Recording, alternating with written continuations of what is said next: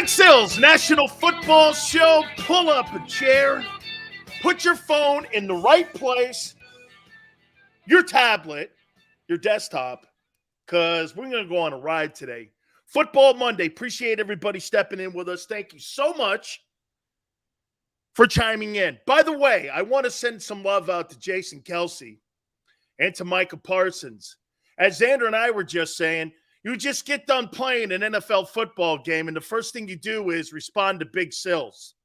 I love it. That's why people come to the National Football Show and JAKIB Sports to see Big Sills. Thank you. You guys are validating the show. This is my second conversation with Micah Parsons. My conversation with Micah Parsons was more down the line of this. Bro, don't be talking about Defensive Player of the Year award when you played against a shitty offensive line like the Bears. That's the second worst O-line in the NFL. And you're sitting here talking to me about how great you played in that ball game. Okay? By the way, we never talked about it before the show. Jalen effing Hurts, dog. Jalen effing Hurts. That's from Xander Krause. Let me give you my takeaways from this game last night, yesterday, 35-13. And I'll tell you something about your Philadelphia Eagles. By the way, I will get to all your comments here in a minute, but let me give you my take. I'll give the Eagles this credit. They don't play down to their competition. Christopher, that is awful nice of you, man. You ready to admit Jalen Hurts is a great quarterback yet? No. I'll get to this. No. He's getting there. He hasn't won shit. He hasn't done anything. He's played against some of the shittiest teams in the league. Not his fault. And as I was saying, here's the most impressive thing that the Eagles are doing. They don't play down to competition.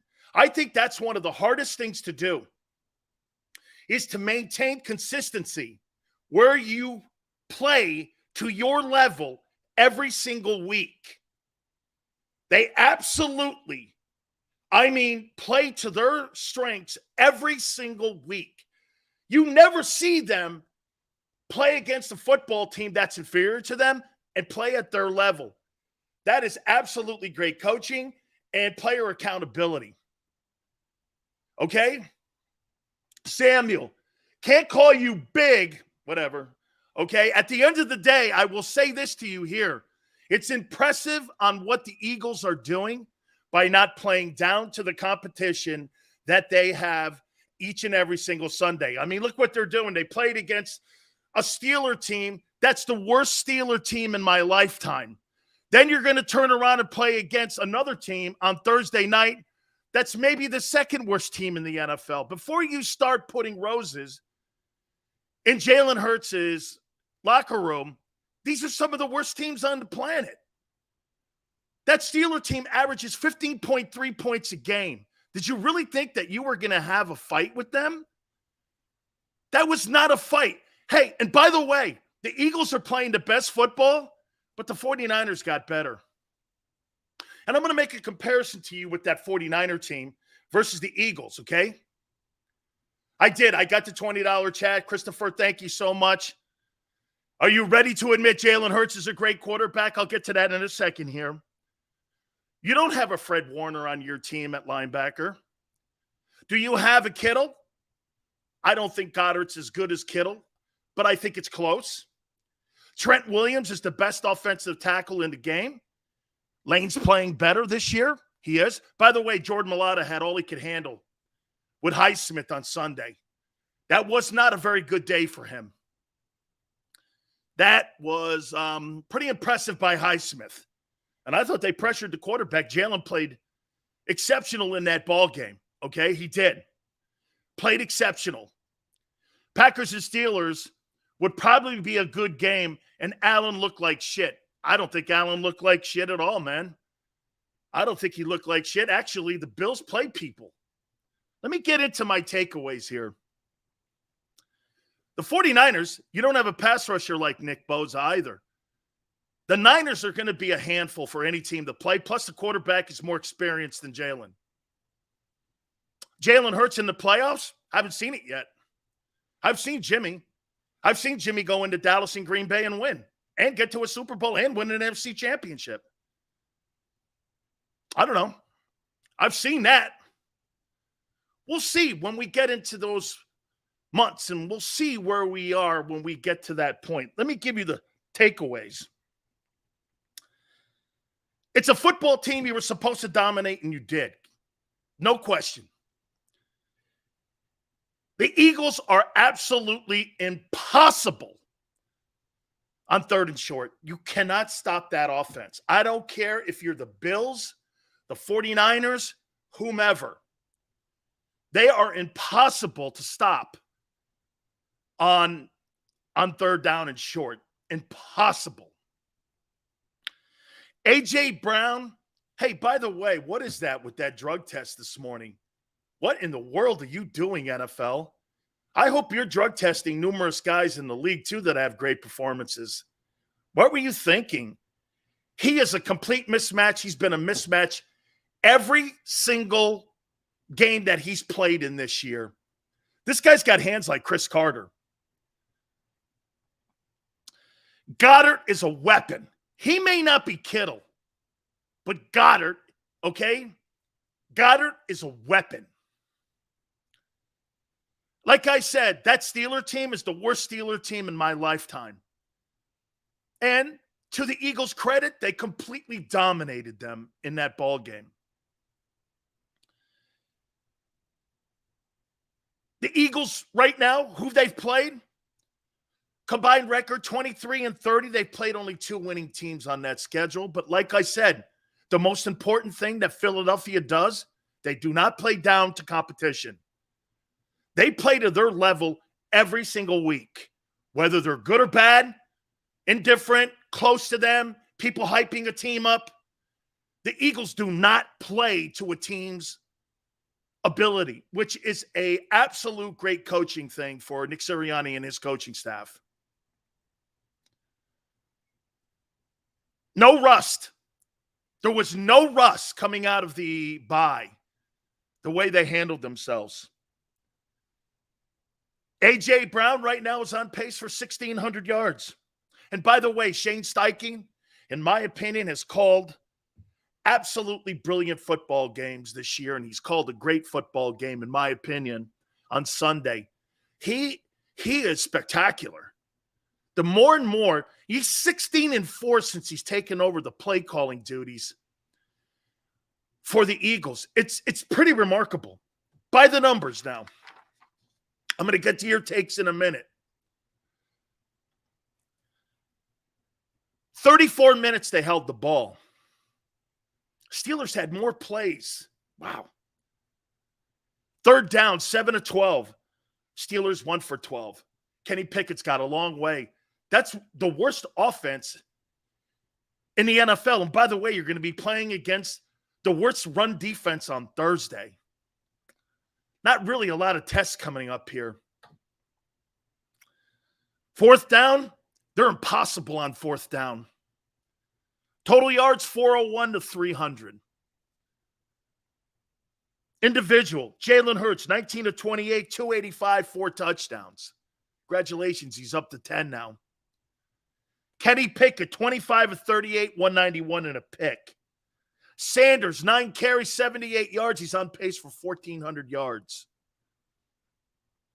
Goddard, 6 catches, 64 yards.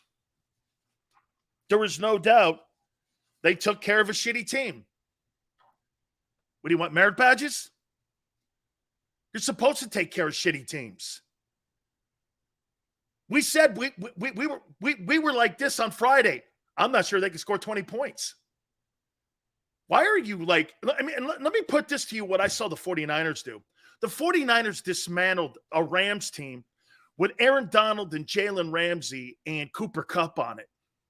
Now, they're not the same team, But they're not the Steelers. And they completely dismantled them.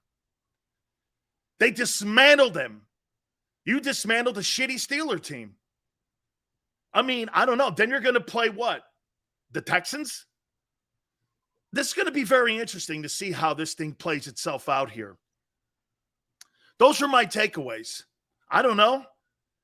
Was I supposed to be impressed with a Steeler win? Not really. You did exactly what you were supposed to do. Take care of crappy teams. You know, you guys are telling me that Jalen Hurts is outplaying Josh Allen and Patrick Mahomes. That can't be so further from the truth. I got the stats to back it up here.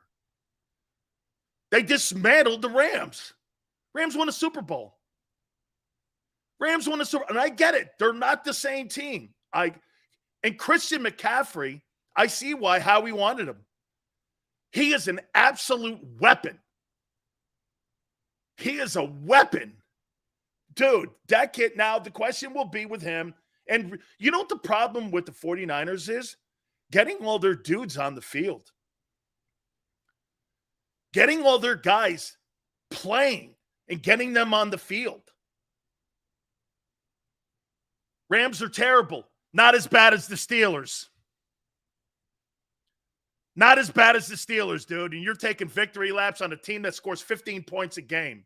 Easy. We beat the Cowboys, Vikings, and Cardinals. Do the Cardinals even have a winning record? Like I said, you've beat two teams with two winning records. Cardinals don't have a winning record. Rams aren't good. Who have you played that's good?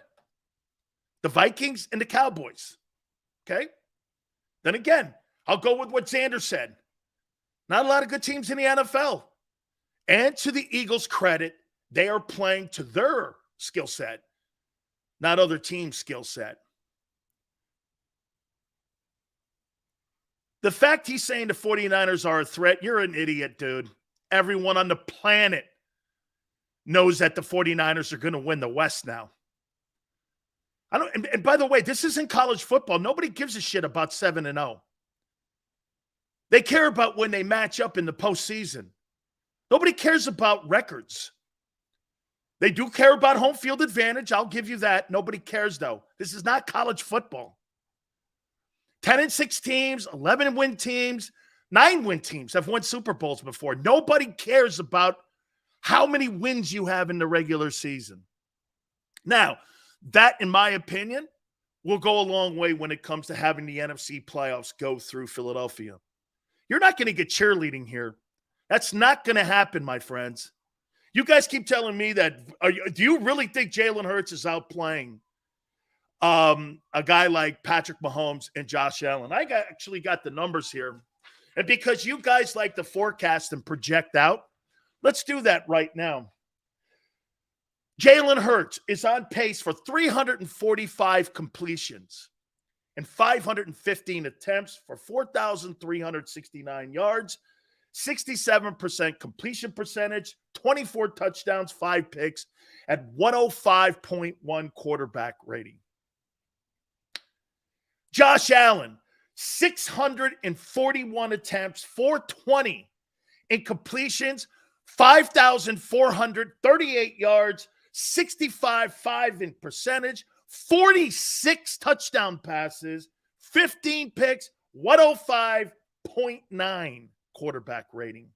Patrick Mahomes, 639 attempts, 427 completions, 5,300 yards, 67% completion percentage, 50 touchdowns, 12 interceptions, 109.5. Don't talk to me about Jalen outplaying them too, because he's not. And those guys play in tougher conferences. And they play the toughest schedules in the NFL. Give me a break. Steelers and Texans, you better put up great stats. They're shitty defenses. They're shitty football teams. They're terrible. Nobody's getting merit badges for beating the Steelers and Texans. Nobody. Okay? That's an absolutely spectacular thing what Xander Kraus has just said. He is dead on with this. Dead on. Look at the room that Jalen Hurts now is being in the conversation with. Patrick Mahomes and Josh Allen. What did Chris Sims have him ranked? 25 at the beginning of the year? That is remarkable. You are now comparing Hurts and putting Hurts in conversations of Joe Burrow, Josh Allen, and Patrick Mahomes. Wow. Kudos to him. Absolute kudos to him. Okay? Wow, you said Hurts will never throw that many. We'll see.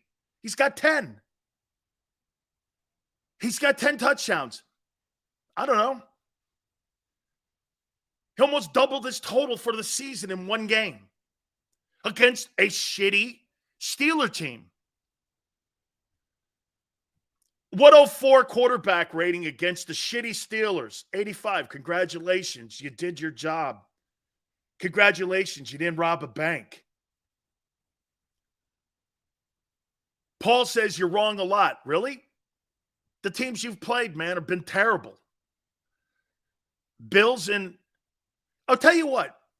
You guys hang with Jalen and I'll hang with Allen and Mahomes. I'm okay with that. Congratulations. You hang with your boy, and I'll hang with Josh Allen and Patrick Mahomes. Fair? We'll agree to disagree. He's your guy. That's congratulations. I'll hang with Allen and Mahomes. No harm. You like that? Fine. I'm hanging with Josh Allen and Patrick Mahomes. And Joe Burrow. Those will be my quarterbacks.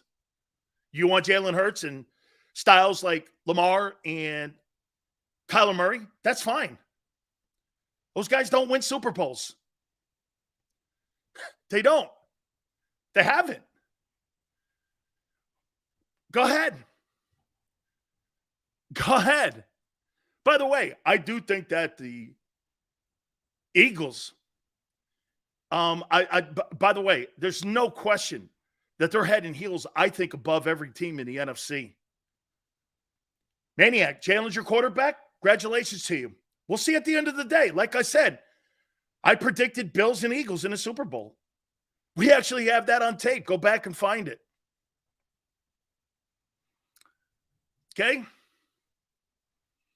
Did Allen win a Super Bowl? Like I said, I'm going to hang with Josh Allen, who's on pace for 50 touchdown passes and playing in a tougher conference than a guy who everyone is rooting and saying, could you see what he did to the Steelers? Dude, that's the worst Steeler team in my lifetime. The worst.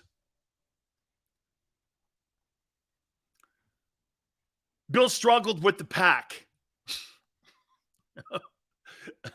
Okay. Hey, stop. You can have Jalen. I'll take Josh Allen or Mahomes. I'm sorry you don't like that. He would not be my starting quarterback. I'm not doing that. As a matter of fact, the guy in Miami is, when healthy, I'll tell you what, man, Tagovailoa puts up some yards, dog. That kid can win some ball games. I mean, he's a better passer than Jalen. That's become evident. He just can't stay healthy. Tagovailoa, one thing I've learned so far as we get to the halfway point, is a better passer than Jalen Hurts is. He's a better passer. His game stats with him in it prove it. He's proven it. It's pretty remarkable. Now, his weapons are outstanding. Tyreek Hill and Jalen Waddle. Okay. Hurts is still climbing. I think Xander Kraus's point about him being in the conversation right now with Josh Allen and Patrick Mahomes is remarkable. It is remarkable.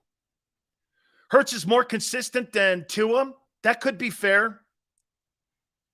Okay, that could be fair. Here, say to something about A.J. Brown. Let me ask you this question here. This is not going to be a 3-hour Hurts show. Is A.J. Brown better than Terrell Owens? You think he's better than Terrell Owens? I look back at that 04 year. Terrell Owens had 1,200 yards, I think in 14 games, and he had 14 touchdowns. This guy here, A.J. Brown, he's on pace for a career year.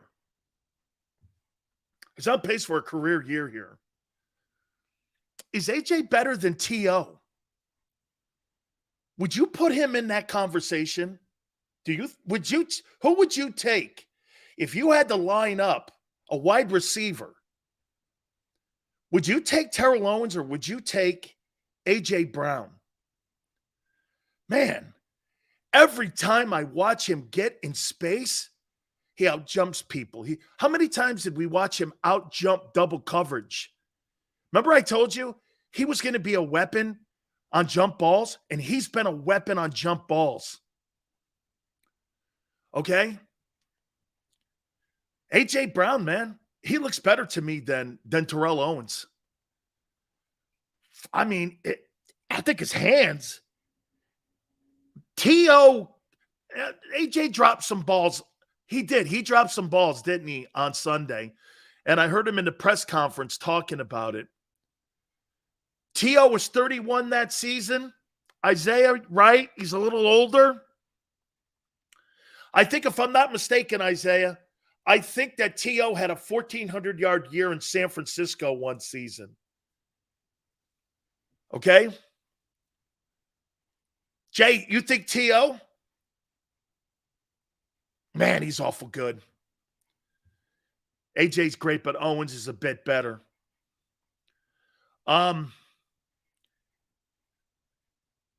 I feel as though the Eagles could beat the Chiefs and the Bills and the Dolphins. It'll be a coin toss, but we have a chance. Yes, I agree, Mr. International. I do. The Eagles are a really good football team. Again, the thing that impresses me the most about the Eagles, have we seen them play down to competition at all in any way? Man, they're good. Dude, I thought they were going to come out of the bye week, and I thought that they were just going to start like limping around a little bit. No way, man. I think it's because they can run the ball the way they do. I really do. I think it's the way they run the ball. T.O. is a better talent-wise. AJ's better, overrated though, and a better teammate. Okay, that could play something into it. Eagles are the top dog. I'm not there yet. Jacob says Kansas City scores more. T.O. also had 20-catch games. I was there at that game in San Francisco when he had the 20-catch game. I think that was the day we honored because it was the flagship station of the 49ers. And I think he had a 20-catch day on the day they honored Jerry Rice. How crazy was that? And T.O. had like 20 catches that game. I think that's the game it was. Basically, we just showed the NFL. What did you show the NFL beating a team that averages 15 points a game? You showed the NFL nothing. We barely ran the ball yesterday. You didn't have to. The Steeler defense is awful. I said that on Friday. I would be shocked if they scored 20 points. Kenny Pickett was everywhere. Hey, he's a rookie. He's a rookie. I think the 49ers are going to be a handful for anybody. McCaffrey's a weapon. There's nothing like him when healthy. Now, again, that's another big thing that the Eagles have going for them, too. That's a football team that's clearly got more depth than I think San Francisco does. And you could beat San Francisco, in my opinion, because of your depth. You're knee deep. It's funny, all these years, Allen has had the overall better team than Mahomes, but when really matters in the postseason, Allen can't touch Mahomes. Well, sometimes, Rex, when you're in the era of Tiger Woods or Tom Brady, those become very difficult times to try to beat players like that. Mahomes is having an iconic start to his career. You have a new excuse every week. Clearly, Hurts is doing something correct. Stop acting like those 3 TD passes can be thrown by any quarterback. Dude, you want to get pats on the back for throwing touchdown passes against the shitty Steeler team? Go to some other show. He did what he was supposed to do. My God almighty, you don't get credit, extra credit, for beating shitty teams. They're not going to have a game that matters. Titans, Packers, Cowboys. The rest of them, we'll see when that schedule gets tougher, how much you want to pay somebody. They did the same shit with Dak. Dak had a light schedule the year he got his $46 million. We'll see what happens. And we'll see what happens in the postseason, if they can win. If it changes my mind, we'll see. Quarterbacks, that style, don't win Super Bowls. They don't. Jalen will be breaking the mold. We keep having this Brady-Manning combo with Allen and Mahomes. They're the face of the league. But because Mahomes got the ring and the MVP, what does Allen have? My friend, only people that think that way are people in Philly. Everyone knows the face of the league is Mahomes and Allen. Jalen's getting up there. By the way, I have an MVP list. I have the top 10 candidates for the most valuable player. And I'm going to get to that here in a second. I'll get to that. Okay? Sileo, just say you hate the Eagles. I don't hate the Eagles. Why would I? I picked them to go to the Super Bowl and lose to the Bills. Well, you must have missed that show. Aaron Rodgers wants out of Green Bay. Why? He's making $50 million. Why would you want out of Green Bay? For what? I thought he wanted to retire. Sales, how is Hurts handling the blitz? Awesome. Awesome. Awesome. I watched Allen in person in New England back in his rookie season. He was embarrassing. I don't care, JM, what you say. You take Hurts, I'll take Allen. I have a problem, or you have a problem, excuse me, with me not liking your boy that much. I like Josh Allen or Mahomes. Okay? I like that style more than his style. Jalen threw 2 300-mile passes to AJ. Congratulations, you beat the shitty Steelers. Bills have a 0 running game. True, that could be their downfall. But then again, you want to know why I think the Eagles may have the advantage in a Chiefs or Bills game? Because both those teams don't have running games. You're right, both don't. But their quarterbacks can throw them out of trouble. Ruiz, Sills doesn't believe in Hurts. It's okay. I never said I didn't believe in him. I'm watching him grow. I'm not going to crown people before they've done their duty. When I watch Josh Allen play, there's a wow factor. When I watch Jalen Hurts play, now I'll tell you what, Sunday was a wow game for him. Plus 25 touchdown passes. That's the first time I've seen that. And again, I mean, what were the Steelers doing on that one jump ball? He threw it into double coverage. And the one guy let A.J. Brown get behind him. Has to be one of the worst defenses in Pittsburgh Steeler history. I'm like this is going to be a long day for Pittsburgh. And it's not an excuse. It's a fact. Steelers are awful. 15 points a game. 1 for 12 on third down. What do you want me to say? They beat a really great team? The 49ers beat a decent team and the defending champs and dismantled them. Steelers are a far cry from the Rams. Okay? A far cry from the Rams. Jay says we can beat both Bills and Chiefs by ball controlling them. Could be. Dank's comparing now Hurts to Dan Marino. This comedy show gets better every day, dude. It gets better. Now he's Dan Marino. Oh, man. Okay. Rams are bad this year. Steven, not as bad as the Steelers. Seals, the haters are out, but your show got the most views. Hurts MVP, and you know it, bro. Birdman, I'm going to go to the MVP here in a minute. Who was favored in the Rams-49ers game? I don't really know. Bills can't touch the Eagles? Why? Their quarterback is superior to yours. 7-0 means nothing to me, except you're the top dog in the NFC home field advantage. True. 7-0. Now you got the Texans. Let me guess. You're 8-0. I sure hope so. Manster, let's go, baby. A.J. Brown is 50-50 ball kind of guy. I'll take my chances. Me too, KW. That's one thing I said at the beginning of the year. That dude, man, you throw the ball up to that guy is amazing. A.J. Brown, man, tell you what, he don't have very good career numbers, but he is a handful. Kareem Hunt would help. Kareem Hunt, if he goes to the Bills, look out. By the way, Bills kicked the tire on Alvin Kamara. I've got more news on that as well. By the way, we'll get to that here in a second. I want to read a couple more of these. I've got news on Alvin Kamara. Hassan got off the bus again. He did against the Steelers. 15 points a game. Offensive line's terrible. I mean, terrible. You guys are kidding me, right? Hassan got off the bus against a shitty O-line like the Washington Commander things. Real talk, Josh Allen played the Steelers and put up similar stats to Jalen. Jalen didn't throw a pick.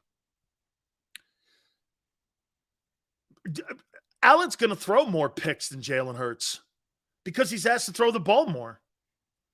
Like I said, look at the stats here. Josh Allen's going to throw the ball 650 times. Jalen Hurts is on pace to throw the ball 500 times. Josh Allen wins games throwing the ball. He doesn't win games running it. He's a pocket passer. This guy's going to throw the ball 650 times this year.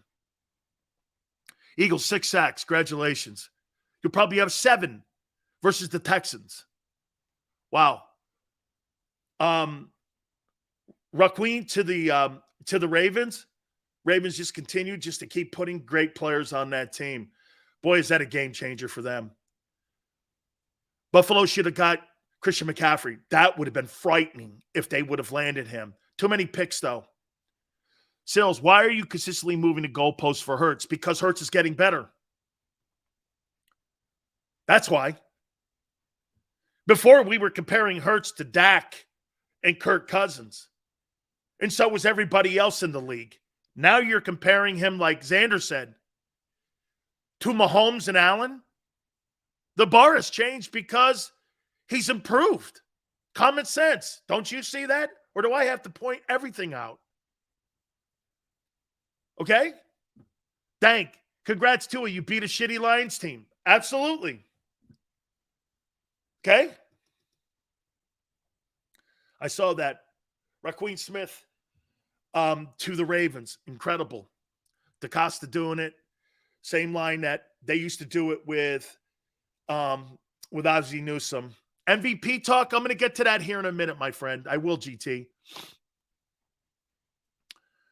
What is it with a 50-year-old white dude who lives in Florida loving the Ravens so much? First off, I don't live in Florida. And first off, a 50-year-old white dude, only a racist talks with color. You said on pace was a useless stat. I'm bringing it up, Dank, because you guys do.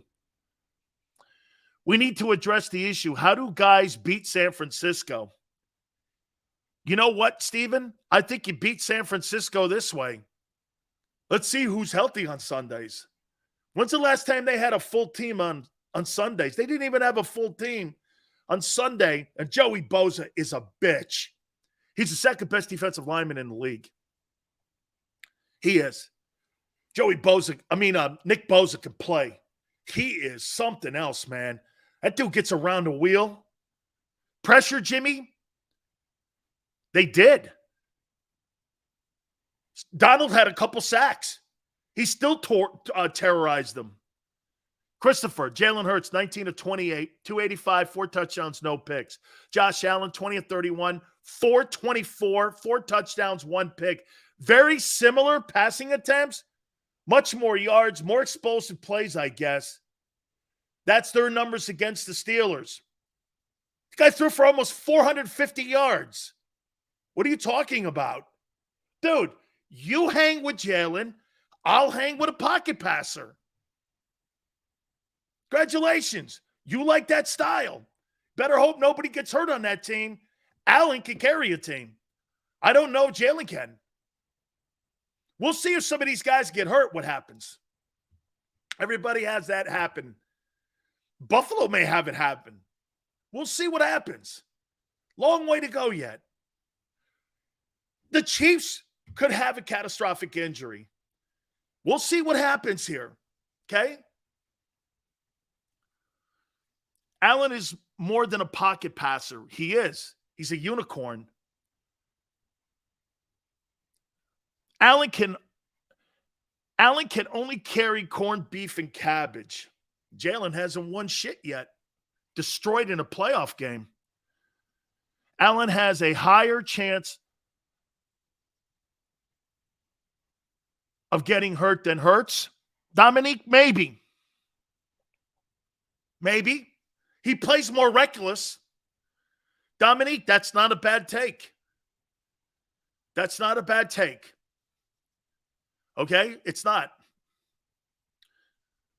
Okay, let's get to the MVP voting here.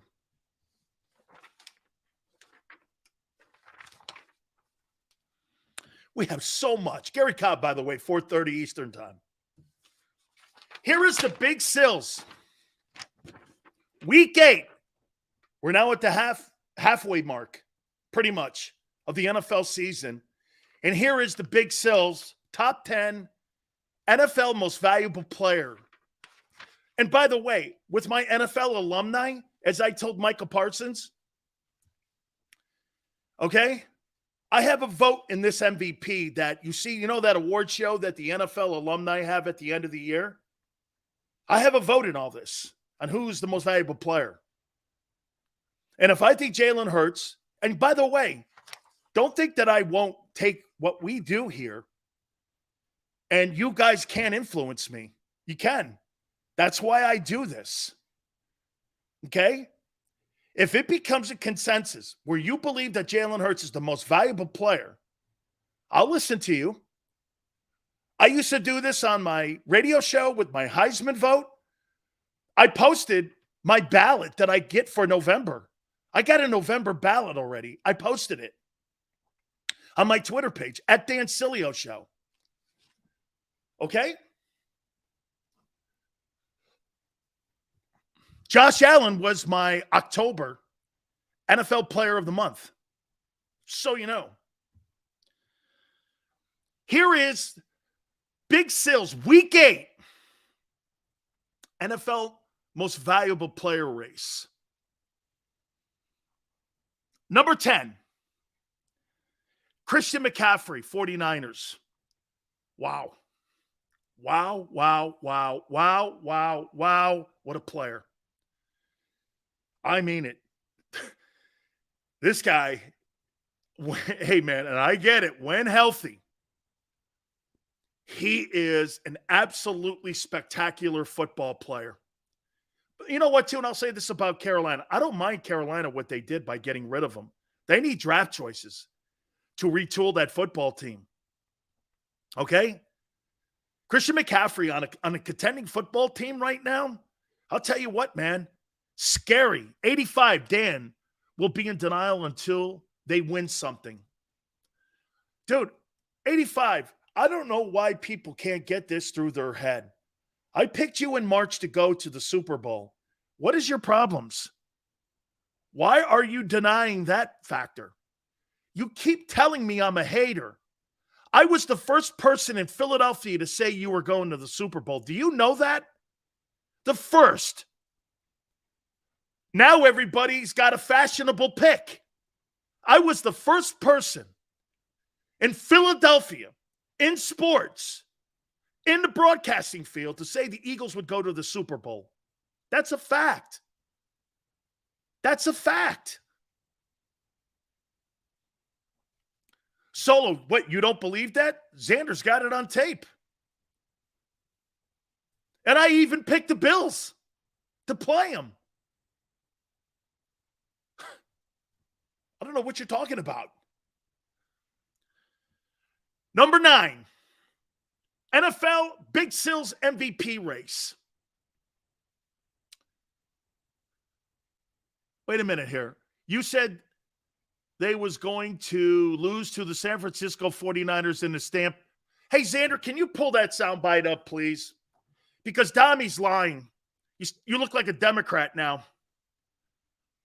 Okay? Because we have it on tape, dude. We have it on tape. Okay? That I said that the Eagles will make it to the Super Bowl and win it. Oh, excuse me, and win the NFC and lose to the Bills in the Super Bowl. Number 9, I got Tua Tagovailoa, Miami Dolphins. When healthy, man, Dolphins look scary with those weapons. Do you know right now that Tyreek Hill is on pace for 2,000 receiving yards? Okay, do you know that? I think Xander found it. Dami, this is for your pleasure, my friend. Am I over the line here? I have predicted the Philadelphia Eagles to win the NFC. You know this is going to get national headlines. As soon as Xander posts this is going to be all over the place. I'm predicting the Eagles to win the East, and I'm predicting them to win the NFC and get to Glendale.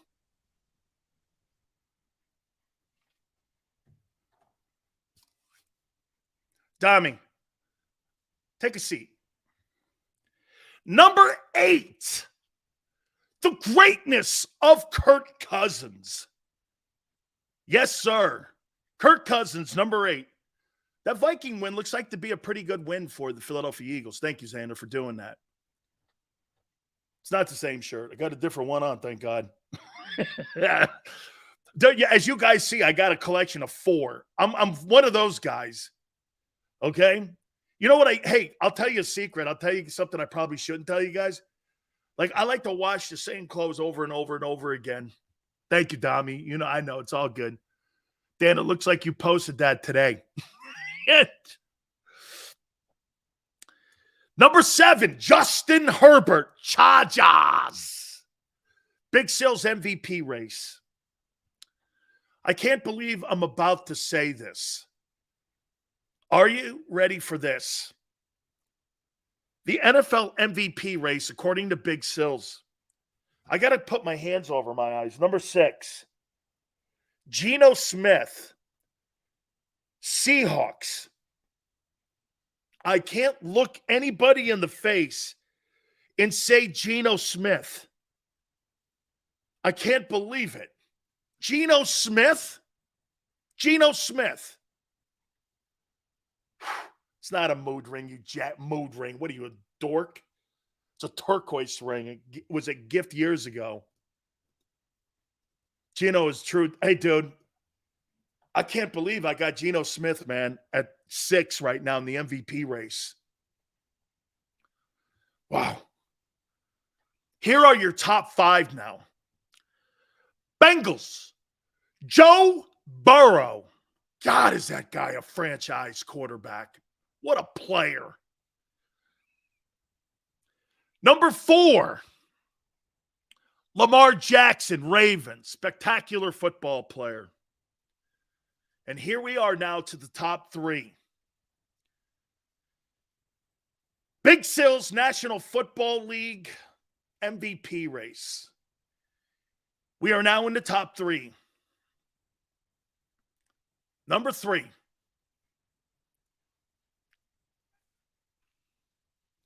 Patrick Mahomes, Kansas City Chiefs.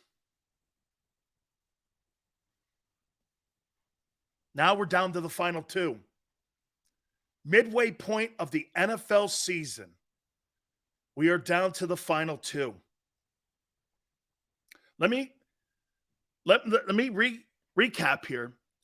McCaffrey at 10, Tua at 9, Cousins at 8, Herbert at 7, Smith at 6, Burrow at 5, Lamar Jackson at 4, number 3, Patrick Mahomes.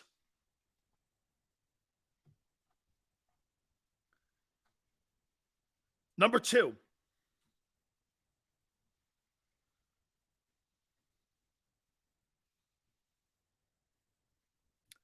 Josh Allen,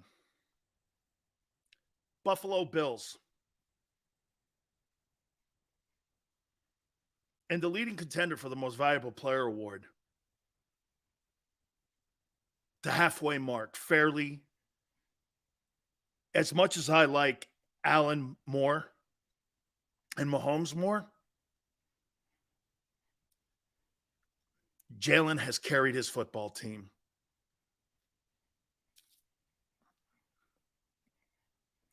Jalen Hurts, at the halfway mark of the NFL season, is the top contender for the most valuable player award. And my vote. I can't deny what he's doing. I have to give him credit for his leadership. I have to give him credit for how he handles his team. The team in general. The attitude. You know, can I tell you why I did this? And again, it's painful because I do think Allen's better.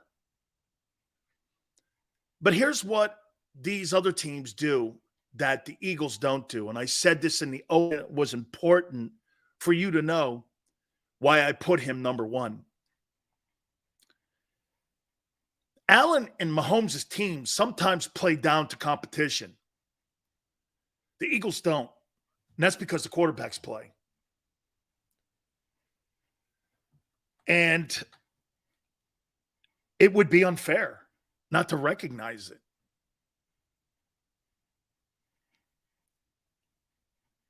Week 8, if you told me that I would have Jalen Hurts as the top contender for my NFL alumni MVP vote, I'd have told you were nuts. And by the way, I have a Defensive Player of the Year award. Micah Parsons thinks he's getting it. That kid on the corner that you have playing, Darius Slay, I don't know. Okay? Here's the list as a recap here for the MVP and my vote for the NFL Alumni Most Valuable Player Award. By the way, it's part of the contract incentives. And I said to you, that show that they have called NFL Honors, this is what that is. This is the NFL Honors Award. I vote for that. McCaffrey 10, Tua 9, Cousins 8, Herbert 7, Smith 6, Burrow 5, Jackson 4, Mahomes 3, Hurts 1, and Allen 2.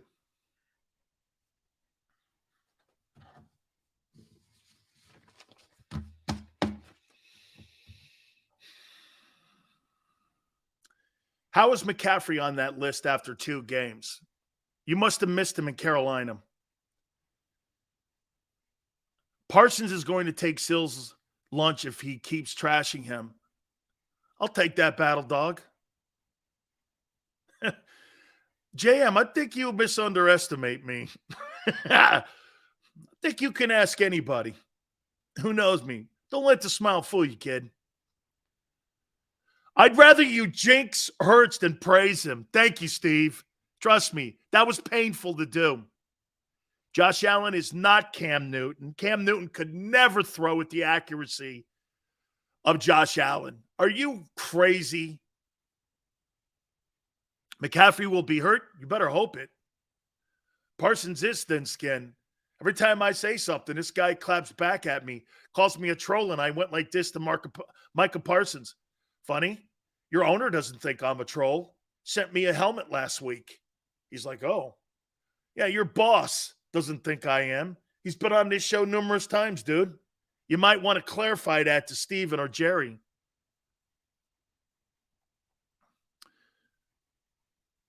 Honorable mention, Tyreek Hill. He's on pace for 2,000 yards. Parsons thinks he's done something that nobody else has. Jeremiah, he's a good player. Like I said, he's Pat Swilling. Josh Allen isn't even accurate. Well, he's on right now. What do you mean he's not accurate? His completion percentage right now is 66. How's that not accurate, dude? What are you looking at? What are you talking about? He's not accurate? He's on pace for 5,400 yards. He's not accurate? And 46 touchdown passes. What are you talking about? Not accurate.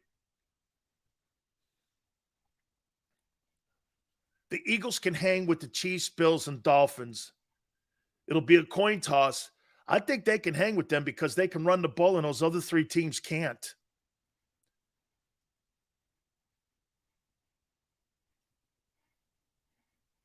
Big Sales owns a cement company. Thank you. Very racist. Must be because I'm a Paisan. Let's see here. Josh Allen. Allen is a unicorn. Allen is trash. Okay. Like I said, I'll take Josh Allen. You stick with Jalen. Wow. Wow. Can't believe what I did there.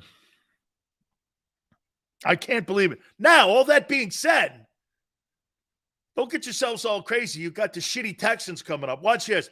He'll throw for 325 yards. Everyone, did you see how great a passer he is? I'm like, oh, my God.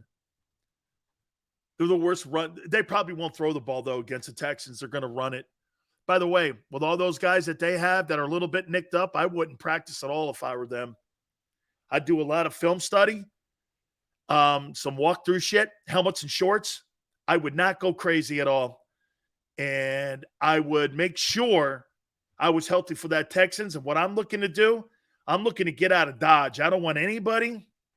Hey, guys, do me a favor. What's on the other side of the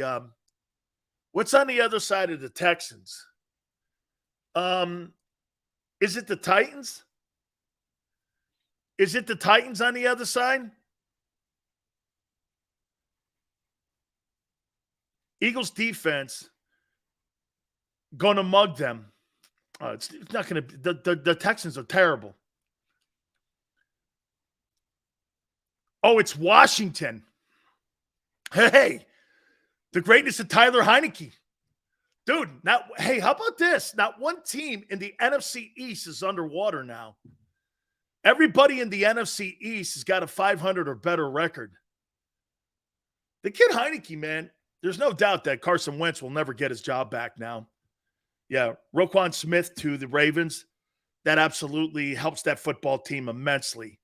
They are not playing very good defensively, and that makes them – they're better now. They're clearly better. Okay, Lamar Jackson's playing MVP football too. He's playing great.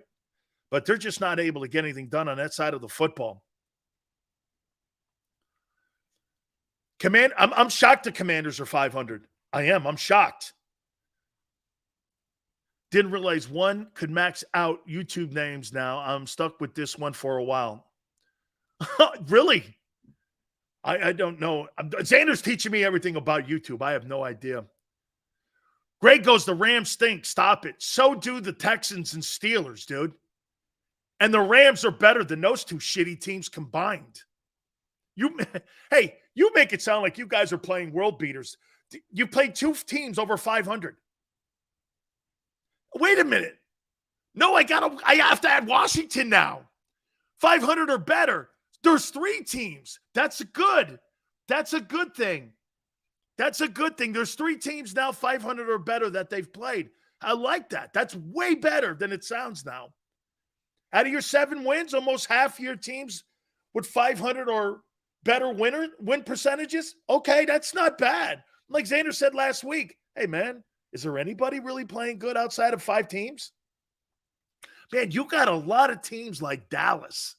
How about Dallas pounding their chest over beating the Bears? The Bears put 30 on them.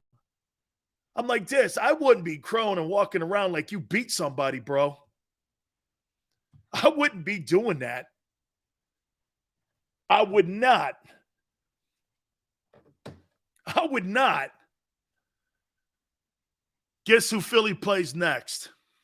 Hey, by the way, Jason Kelsey and I had a conversation on my Twitter page. Okay? And Jason Kelsey wearing the Batman hat on the sidelines after they were destroying the Steelers. Do you think it was any kind of disrespect to Mike Tomlin? I said this to him. Be nice if you showed a little respect for Mike Tomlin. I have a lot of respect for Mike Tomlin and acted like a professional. And Jason Kelsey on my Twitter page, by the way, Dan Sileo show, responded back, and I thought he did it with professionalism. Did you guys, before I read it, you guys have a problem? Bad take? I don't care what you think. Act like a pro. Hey, bad take? Jeff Stoutland didn't like it. Hey, Jacob, Jeff Stoutland didn't like it. He told him to take the mask off. Okay? He told him to take it off. He told him to take it off. Okay? O-line coach didn't like it. So it must have been something. No disrespect at all? Okay. This is what Kelsey posted on my Twitter. I have nothing but the most respect for Mike Tomlin on multiple levels, not just as a coach.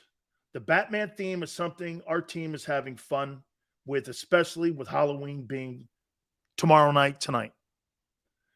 Absolutely meant no disrespect towards Mike and his team. I believe him, and that's a professional answer, and he's having fun. It's just not a good look. It's just not a good look. I get the fun. I get it. Okay? I understand it. Maybe in the locker room. But, dude, this is professional football here. Okay? It's just not the greatest look on the planet, in my opinion. Eagle says, this sounds like a cancer culture. No, I just agreed with Jeff Stoutland. There's no reason for it. You beat the shit out of him. Go in the locker room. If you want to put the Batman helmet on then, go have it. It's all good. Okay? Your offensive line coach didn't like it. But I thought his answer was appropriate. And I'm very grateful that he said something back. Okay, all around. That means Stoutland's a hater too. Your coach hated it. I agreed with Jeff Stoutland. There's no place for that. You're having fun. I get it. Halloween. He's a fun guy. It's okay. Listen, this is nothing that's crazy bad. A lot more people have done way worse than shit like that. I get it. It's not that. But again, I mean, win like a pro. Act like a professional all the time. Being a pro is not something you just have a switch you go on and off with.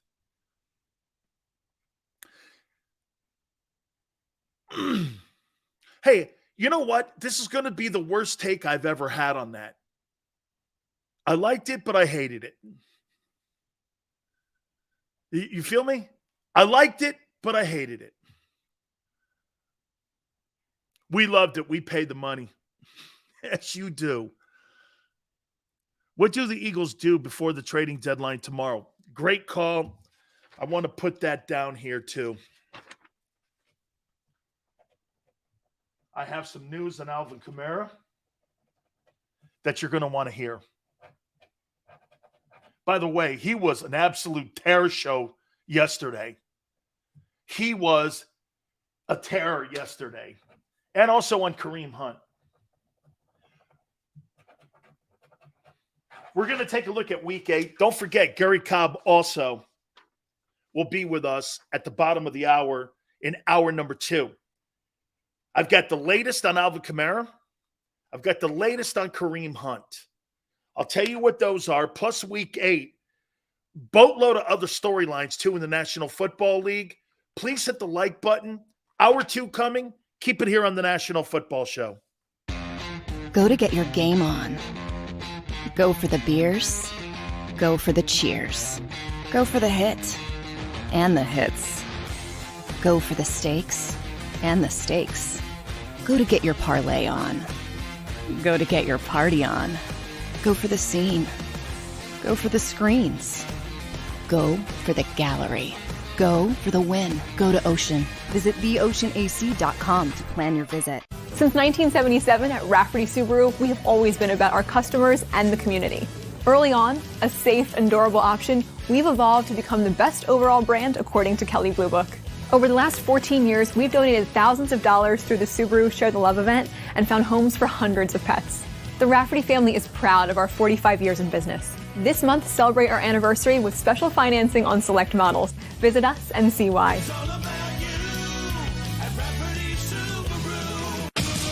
The greatest fans on earth. It's a bold statement, but would you expect anything less from Philadelphia? 58 years of heartache creates a toughness, a grit, a resolve not found in most. Sure, our prayers were answered, but now that we've had a taste, we're looking for more. Pondley Hockey, official partner of the Philadelphia Eagles.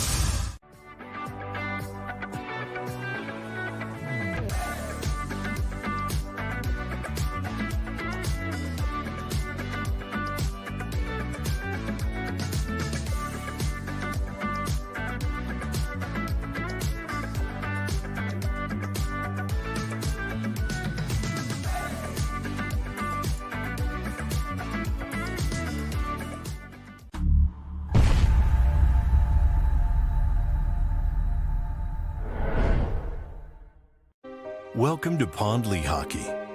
We've helped over 100,000 injured and disabled workers obtain benefits, as well as some of the biggest settlements in the state. If you've been injured at work, give Pondley Hockey a call.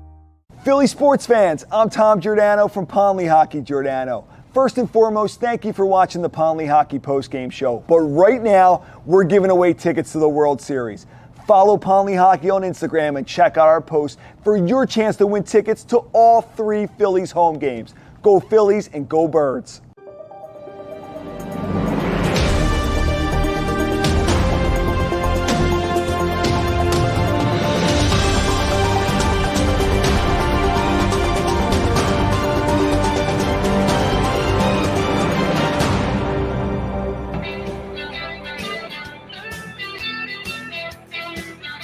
Hour 2, National Football Show. It's your boy Big Sills. Please hit the like button. Week 8 of the National Football Show. We'll get into resetting a little bit here on resetting the game against the Steelers. Also, like I said, Week 8, latest on Alvin Kamara and the latest on Kareem Hunt. We appreciate everybody coming aboard. Gary Cobb at the bottom of the hour as well. Just glad my son was shown some respect today. Pamela, I'm going to vote for him, Pam. He keeps playing the way he's playing. I'm going to vote for him for the MVP. I am. God, you must be exceptionally proud of your son. You know, I have a daughter, Mrs. Hurts, and I got to tell you, watching your kid become a star and watching the work that he puts in must be awesome. I'm happy for you and your family. It's emotional to watch. It is. It's emotional to watch. He's killing it. There's nothing that I mean,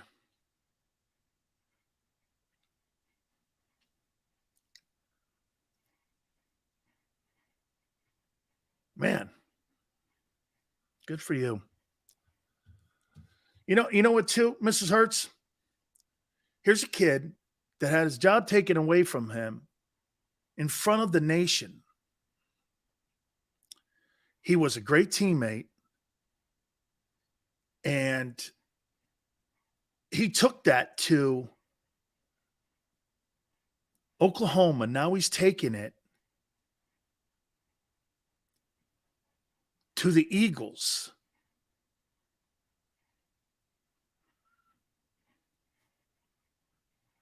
He's my leading candidate.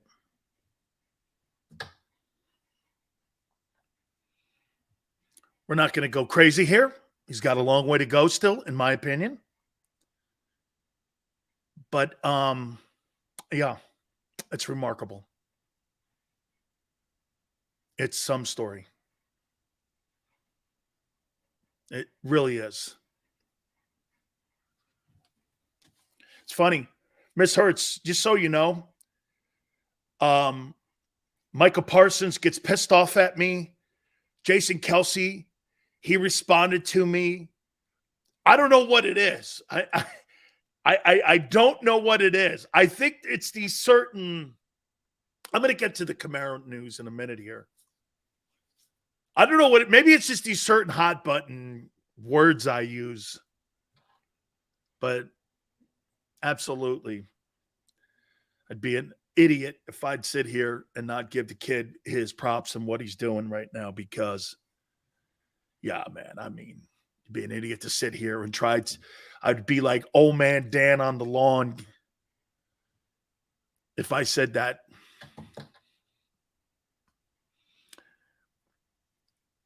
No, Sills is not backtracking. I never said that I'd start my team with him. No. Okay? Leon, I'm not making anything about me. I'm answering a question from somebody who's raised a great kid. There's no backtracking. It'd be a far day in hell. No, backtracking? He wins the Super Bowl. I'm going to do the two-step backtracking. Just like I did with Lamar Jackson when he won the Most Valuable Player Award. Okay? When he was a unanimous MVP, Lamar, I said this. I couldn't have been more wrong about a guy. Couldn't have been more wrong about a player. Couldn't have the broadside of a barn the first year he started. Next year, he was the MVP. Okay? I couldn't have been more wrong about a guy. Couldn't have been more wrong about him. Still want Wilson or Watson? Not Wilson, Watson, yes. Yes. Deshaun Watson? Take him every night. Yes. How about not talking too soon and giving a player a chance? I am. I picked his team to go to the Super Bowl. What more do you want?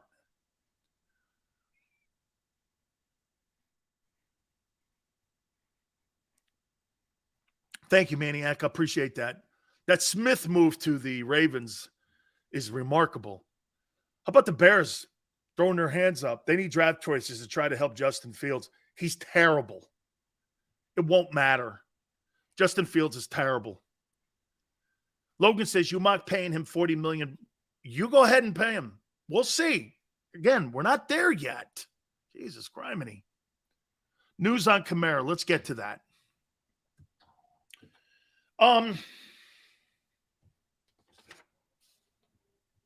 Talk to Mickey Loomis, the general manager of the New Orleans Saints. Know Mickey long time. Many of you know that. And I've had an opportunity to speak with him. Look, the reason why you may not see a lot of movement, player movement, is because the NFC is still wide open. You have the Eagles and then everyone else, a bunch of Dallas teams. And the teams at 3 and 5 are still in it. Okay? They're still in it. They're still in it. So you're not really going to want to sit here and start unloading players. Now, look, Christian McCaffrey was unloaded. It looks like Brian Burns is not going anywhere, too, with the Carolina Panthers. Okay? Not going anywhere. So they're going to try to keep some of those pieces intact. Mickey Loomis he's not going to get the 4th pick in the draft back. That's the Saints pick. He's not getting that back. Okay? Not. It would have to be currently right now the 32nd pick. Now, again, that'll change depending on how the playoffs roll out. So it would be somewhere between, 27 and 32 or 25 and 32, somewhere down there on what the Saints would get for a first runner. He would be willing to trade Alvin Kamara to the Eagles for the 32nd pick right now. The Eagles pick. Let's leave the Saints pick alone in the top 5 because Howie's never surrendering that because there's too much you could do with that pick. Okay? Right now it's the 32nd pick. To put Alvin Kamara on that foot, you see what Kamara did too? I wrote down what Kamara did. 62 rushing yards, 96 receiving. He had 3 touchdowns. In that Raiders ass beating. He's a great football player. Would you be willing to part ways? I think he's 27. I think he's 27. By the way, again, Kamara, I think I brought this up last week. I don't think Jalen and him know each other through Alabama because Kamara transferred to Tennessee. I don't know if there's a relationship between Alvin Kamara and Jalen. Jalen may not have been at Alabama yet, but those guys, I'm not sure they know one another. They may have bumped into one another when I don't know if they know each other from Alabama. Okay, so I don't know if they overlapped. Okay, would you be willing to surrender the 32nd pick for Alvin Kamara? Knowing this, you probably get him for 2 years, 3 years. Kamara is a unit, but no way. Not the 4th overall. No, not the Saints pick. I'm talking the Eagle pick, which is the 32nd pick. Derek says no. GT, no. We give a 2 for him. Saints want a number 1, man. Ish says no. Steven, yes. Hey, Dan, any chance Eagles acquire J.J. Watt with Jordan Davis down, Reynolds?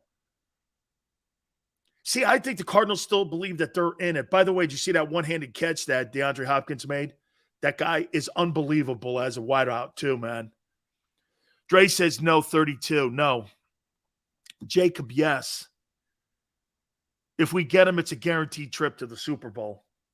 Robert, if you get him, it's a guaranteed victory in the Super Bowl. Okay? You get Alvin Kamara on that team. What do the Bills have that you would be frightened of? And Josh Allen, I don't think has enough weapons to combat what the Eagles would have. If you see, understand something here. And this is why I bring up the 49ers. Do you have a better tackle than Trey Williams? No. Lane's playing better because Trey's missed some time, but he's not better than Trent.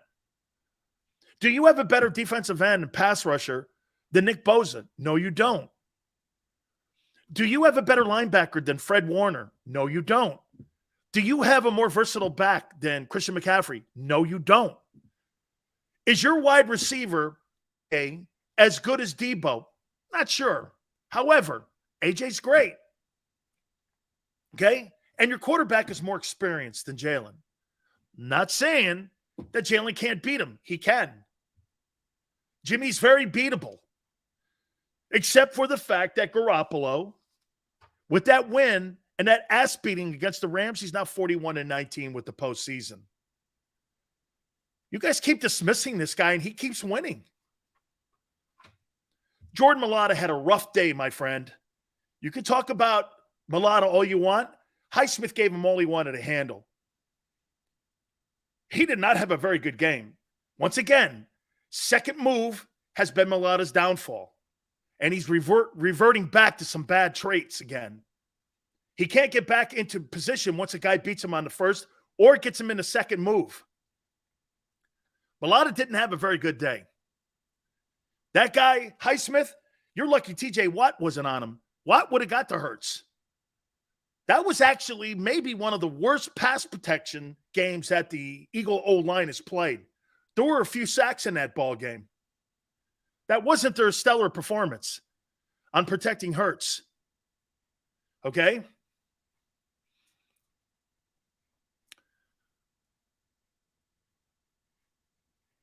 Our lines in total are better than 49. Your D line's not better than the 49ers line. Not happening.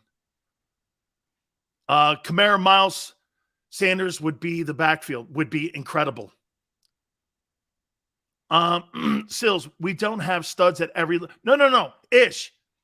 You don't have the best player at every position, but you have the best unit. You're right, Ish. That's right. The Niners, the problem with the Niners is getting those dudes on the field. I can't remember when the Niners played with an intact football field or football team on the field. I can't remember when they played with a full unit. Fitness, I can't believe they tested A.J. Brown too. What in the world was that? What Jerry Jones do? Called the cops on him? The NFL cops? Josh Allen versus Gannon, soft defensive schemes, get Chubb. Denver won, right? They won overseas. That would be a tough one. Dude, your DBs are absolutely, I'll tell you this. You guys, I don't know how you're going to keep them all. I don't know how you're going to keep them all. Are you really going to play CJ, pay Bradbury? There's no way you're keeping them all. And you're going to pay Slay. You're going to pay three guys $15 million a year. Man, good luck. And by the way, they all deserve it. It's been spectacular. Gary Cobb, bottom of the hour. Fox 29, Philly. 49ers must be cursed. Jay, they got a hell of a roster. They just can't put them dudes on the field. Dank says, I don't think Bradbury stays. Bradbury's not going to stay for some hometown cooking deal. He's not. He took a $5 million pay cut when he left New York. He's on a one-year deal for a reason.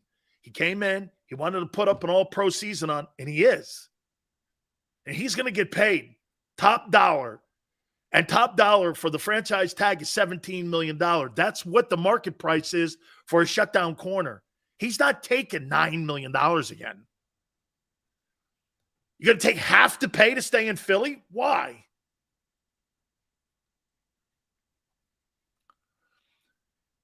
All he's ever done since he's been an Eagle is break records and win little. Dupree, he's getting there. Break records. Still, okay, whatever. San Francisco players stay hurt. Okay, they do, man. They're never on the field. You think Mailata's injury is still affecting him? Great call, Chris. I had forgotten about that. Could be. He could be playing hurt. Absolutely. He could be playing hurt. Yes, sir. Yes, sir. He could be playing hurt. I didn't factor that in. That's great, Chris. Good call there, man. Your secondary is playing spectacular. Hey, Stephen McCaffrey was sensational. He was sensational.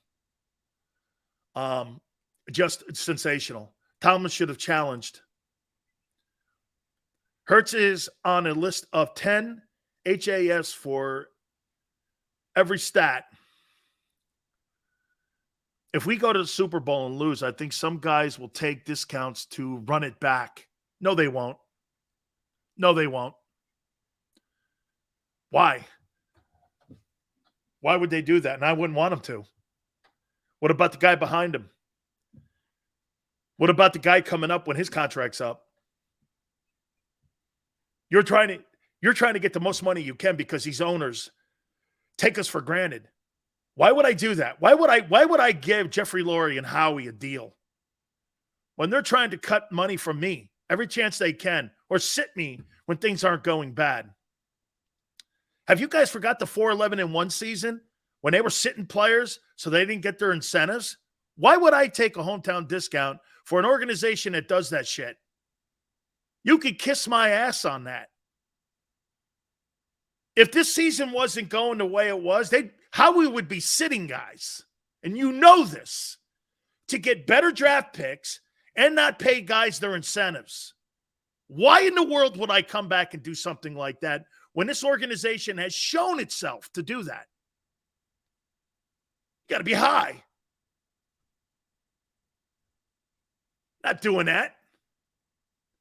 If this season wasn't going the way it was going, what, you think Howie's going to go, hey, you know what, go ahead and play him. He's got a $2 million roster bonus coming up. Go ahead and play him. Yeah, that's what they're known for. Yeah, okay. Yeah. Okay, right. Kareem Hunt now. Kareem Hunt. Okay? Kareem Hunt. Tonight's game will matter. Tonight's game will matter on what will happen with Kareem Hunt. If the Bengals win this game, I don't see the Browns unloading a ton of people. But you can make a move for Kareem. Tonight's game has a lot to do with where he's going to land. Can I tell you where I think Kareem Hunt lands? Buffalo. I think he lands in Buffalo or the Rams. The Rams are not going to surrender the season, but he's going to be moved. Okay? I think he's going to be moved. Howie, I think, would have to give a third rounder up to get Kareem Hunt because there's going to be bidders if the Browns lose tonight. Okay? There's going to be a lot of bidders if that Browns team gets beat tonight.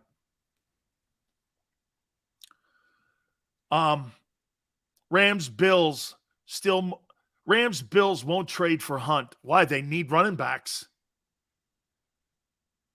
I'd rather have Hunt than Kamara. Well, you'd be wrong. Kamara is a more versatile player. And that's exactly, hey, dude, that's exactly what the Eagles beat you with, versatility. Jalen's running ability. Hey, and by the way, I'll say it one more time. The Eagles are the best third and short team and the best fourth down team I've seen in a long time. It is impossible to stop that team. It's impossible to stop them. You know, Jesse, the Browns sending Kareem Hunt to Buffalo, I think it's more likely Rams too. I think it's more likely Rams because they'd like to get him out of the conference. But again, if somebody offers draft choices, remember, the Browns, they need draft choices. They need draft choices because of what they've given the Texans. And they got to build a team around Deshaun Watson. Dude, Deshaun Watson is going to be in Cleveland for the next 7 years. And you got to pay that guy $230 million. You need draft choices. And it's not going to matter where they come from. Buffalo, Kansas City. Hey, I'll tell you personally, to me, Kansas City and Kamara also make sense. Can you imagine Alvin Kamara in Kansas City with Patrick Mahomes? That makes sense to me, too. I just don't know what Kansas City is willing to give up for Alvin Kamara. I mean, Alvin Kamara, look, I personally think that the Saints would take a second rounder, but not from the Eagles. Mickey Loomis wants to get a 1 back from them, and they know that they have the 32nd pick. They know they're not going to surrender that 4th pick. They know they're not. But he can get that 32nd pick and kind of save face with it. Because look at now. Look at what you are right now if you're New Orleans.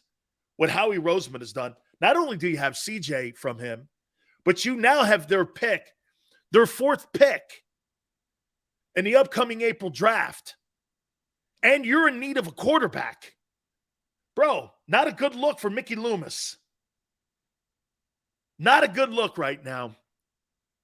I'm not a kiss ass, but Sil's always been my dude. Maniac, you're really a great guy. You guys give me a ton of shit, and I appreciate. By the way, Maniac, I think you understand. The more you give me shit, the better off I am. Look at even Mrs. Hurts. Okay? She comes here and listens to this. Hey, I give her a lot of credit, man. Man, she must be hearing this stuff a long time. Dan, that's all you talk about is Buffalo Bills. Because the Bills are the best team in the NFL right now. That's why, Richard. That's what you usually do. You're not hearing me talking about the Raiders for a reason. They suck. You're not hearing me talk about a Detroit Lions team because they suck. Usually, when you're good, that's who I talk about. I'm missing it. What do you want me to talk about? A 2-6 team? That's not working for me. Nobody cares.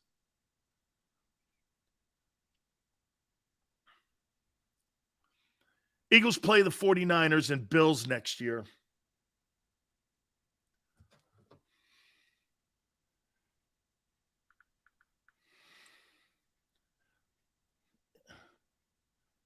Hey, Xander, make sure you send that email to Gary Cobb if you can, please. I'd appreciate it. I want to get G Cobb on now. I'm going to text him back here, guys. Hang on here.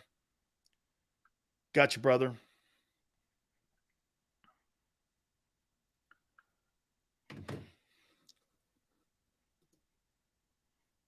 Okay, hang on here.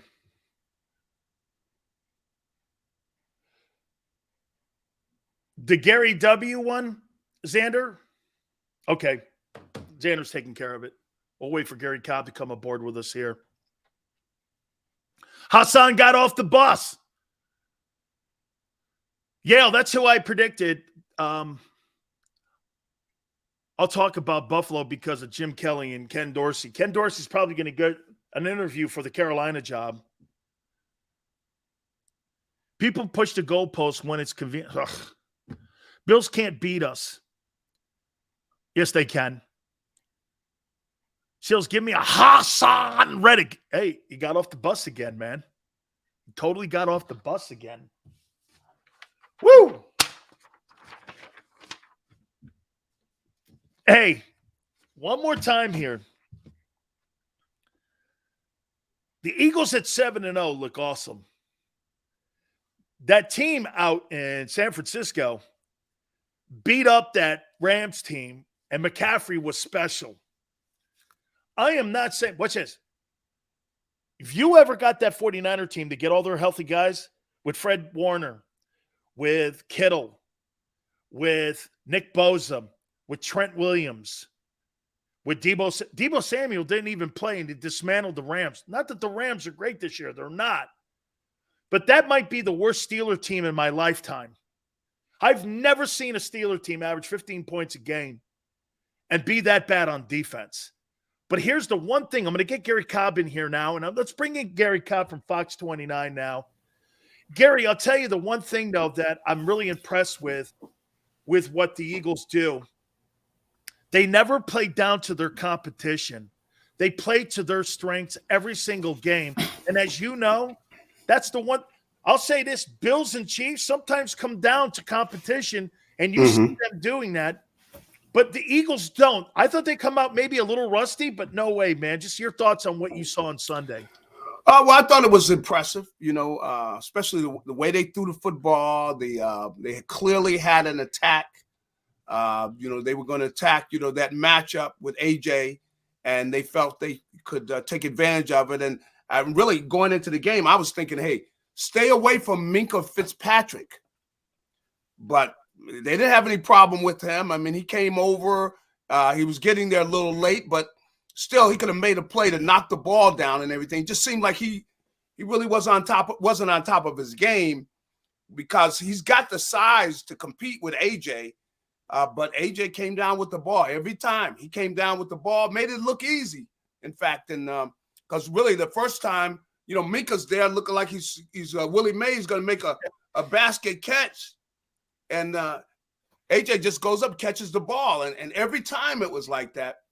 But we know that AJ is a 50-50 ball guy. I mean, he goes up because he's got that power. It's like two guys under the basket with a rebound.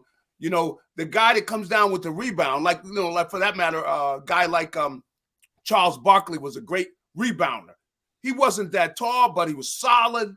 And so after he's putting that rump on that guy, moving him a little bit, you can't jump with somebody pushing you. So the stronger guy ends up getting is a better rebounder. And so that's really what AJ has. And I can see the way the DBs are, especially the corners.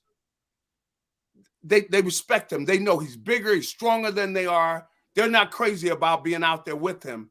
And so he has an advantage, on all those slant routes and things. When he goes inside, it's like having a tight end go inside because he's got the size. And so he has advantage there. And you can see Jalen is getting more and more confident to the point to where he's saying, I don't care. AJ's over there. I'm throwing it over there. So that's when the quarterback has that confidence in you like that. And he's going to let those 50-50 balls, especially if he sees him one-on-one, he has no problem putting it up, saying, I know AJ. If AJ don't come down with it, nobody's coming down with it. So quarterbacks, will tell their wide receivers. I've seen quarterbacks preach to the wide receiver, look, if you don't get it, nobody had better get it. Meaning, like, I'm not throwing it over there where I'm getting interceptions because you're not fighting for the ball. Then you're not going to see the ball, see? So AJ has that respect from Jalen clearly, that he knows either he comes down with the ball or nobody comes down with the ball. And so many times he's had good things happen over there. So you're going to see more and more of that. And it really just, I think, epitomizes that this team can win in so many ways. We've seen games where Devontae was the feature guy, and they had no problems. He puts up 160-yard spot. We've seen, Goddard have a big day. So they have no problem there. We've seen where Miles Sanders had a big day running the ball. There are different ways they can beat you, and that's really a good football team. And we know they have the same thing defensively. They can beat you with the pass rush, which they need to get more consistent. But they're secondary, man. Oh, jeez. They're just playing secondary. They're playing lights out ball back there. Let me ask you a quick question here on AJ here. If you had to have a wide receiver in your huddle, would it be AJ Brown or Terrell Owens? Whew. Well, pretty comparable, right? AJ's a team guy. See, T.O., and a lot of wide receivers. It's all about them, But I wouldn't have a problem with either one of them. That's a tough call to make that because T.O. was a monster, man. He was. I mean, the dude still looks like I know. He still looks the same way now. Yeah. You're going like, this dude is just crazy, man. But he's having that kind of year, right, Gary? He's having that kind of year where yes. And you know what, too? When you watch him reach for footballs, man, I always thought that Chris Carter had amazing hand strength and had great hands. Yeah. And he catches the ball a lot like Chris Carter does. Yep. I mean, and I've seen T.O. drop some passes. Then again, AJ had a couple drops in this game too. Yep. You would agree they're pretty comparable guys though, right? They're very, very much so. Same type of athletes where you got a guy who has got the combination of speed and strength. Just great athletes, man. Very athletic. And I heard AJ talked about AJ was a big-time baseball player. Yeah. You see that's the way he's able to track the ball so well, like an outfielder. And that's what he played. He played outfield. And you can see all that with him. The guy's just a great athlete. And he's the things he has over him is, you know, AJ's a team guy. You know, he's not going to be coming in there going off on the quarterback. You know, I mean, you know, well, that's what eventually broke up. Oh, yeah, T.O. absolutely. And Donovan was, you could never give the ball to T.O. enough. You know? So you know, you don't have that problem out of AJ. He's a team guy. He will block. He will do those type of things for you. And, you know, it's you know, they got a good thing going.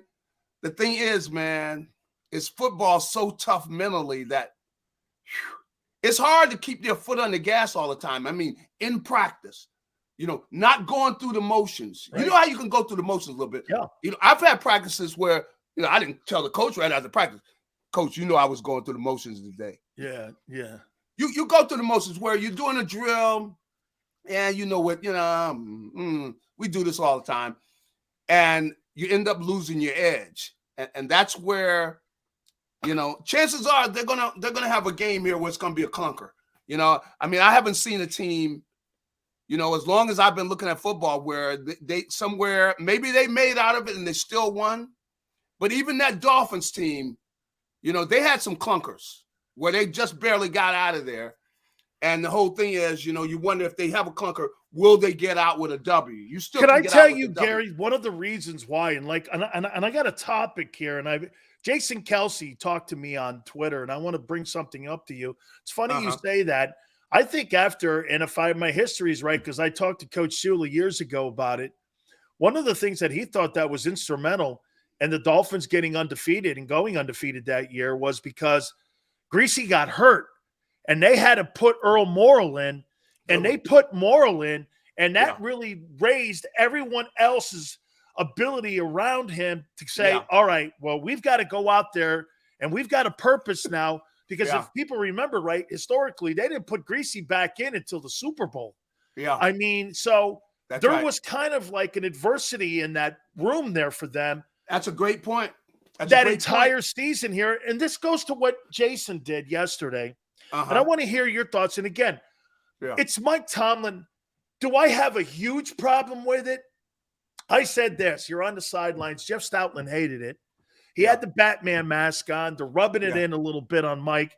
And this is what Kelsey responded. I said, show some class, dude. It's Mike Tomlin. And plus, you haven't won anything yet.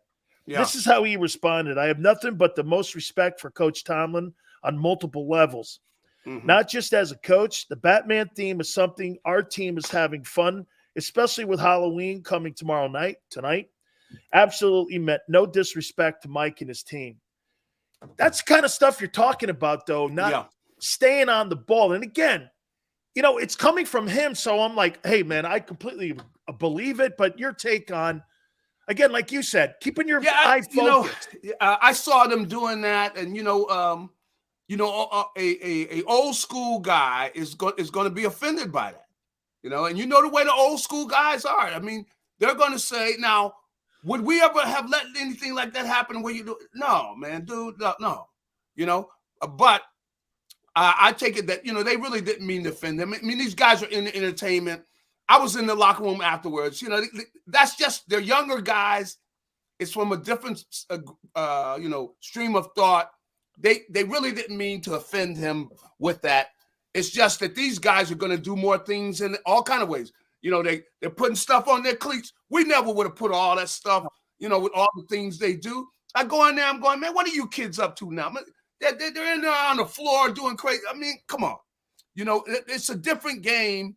So I wouldn't hold that against them. But to have to keep their foot on the pedal.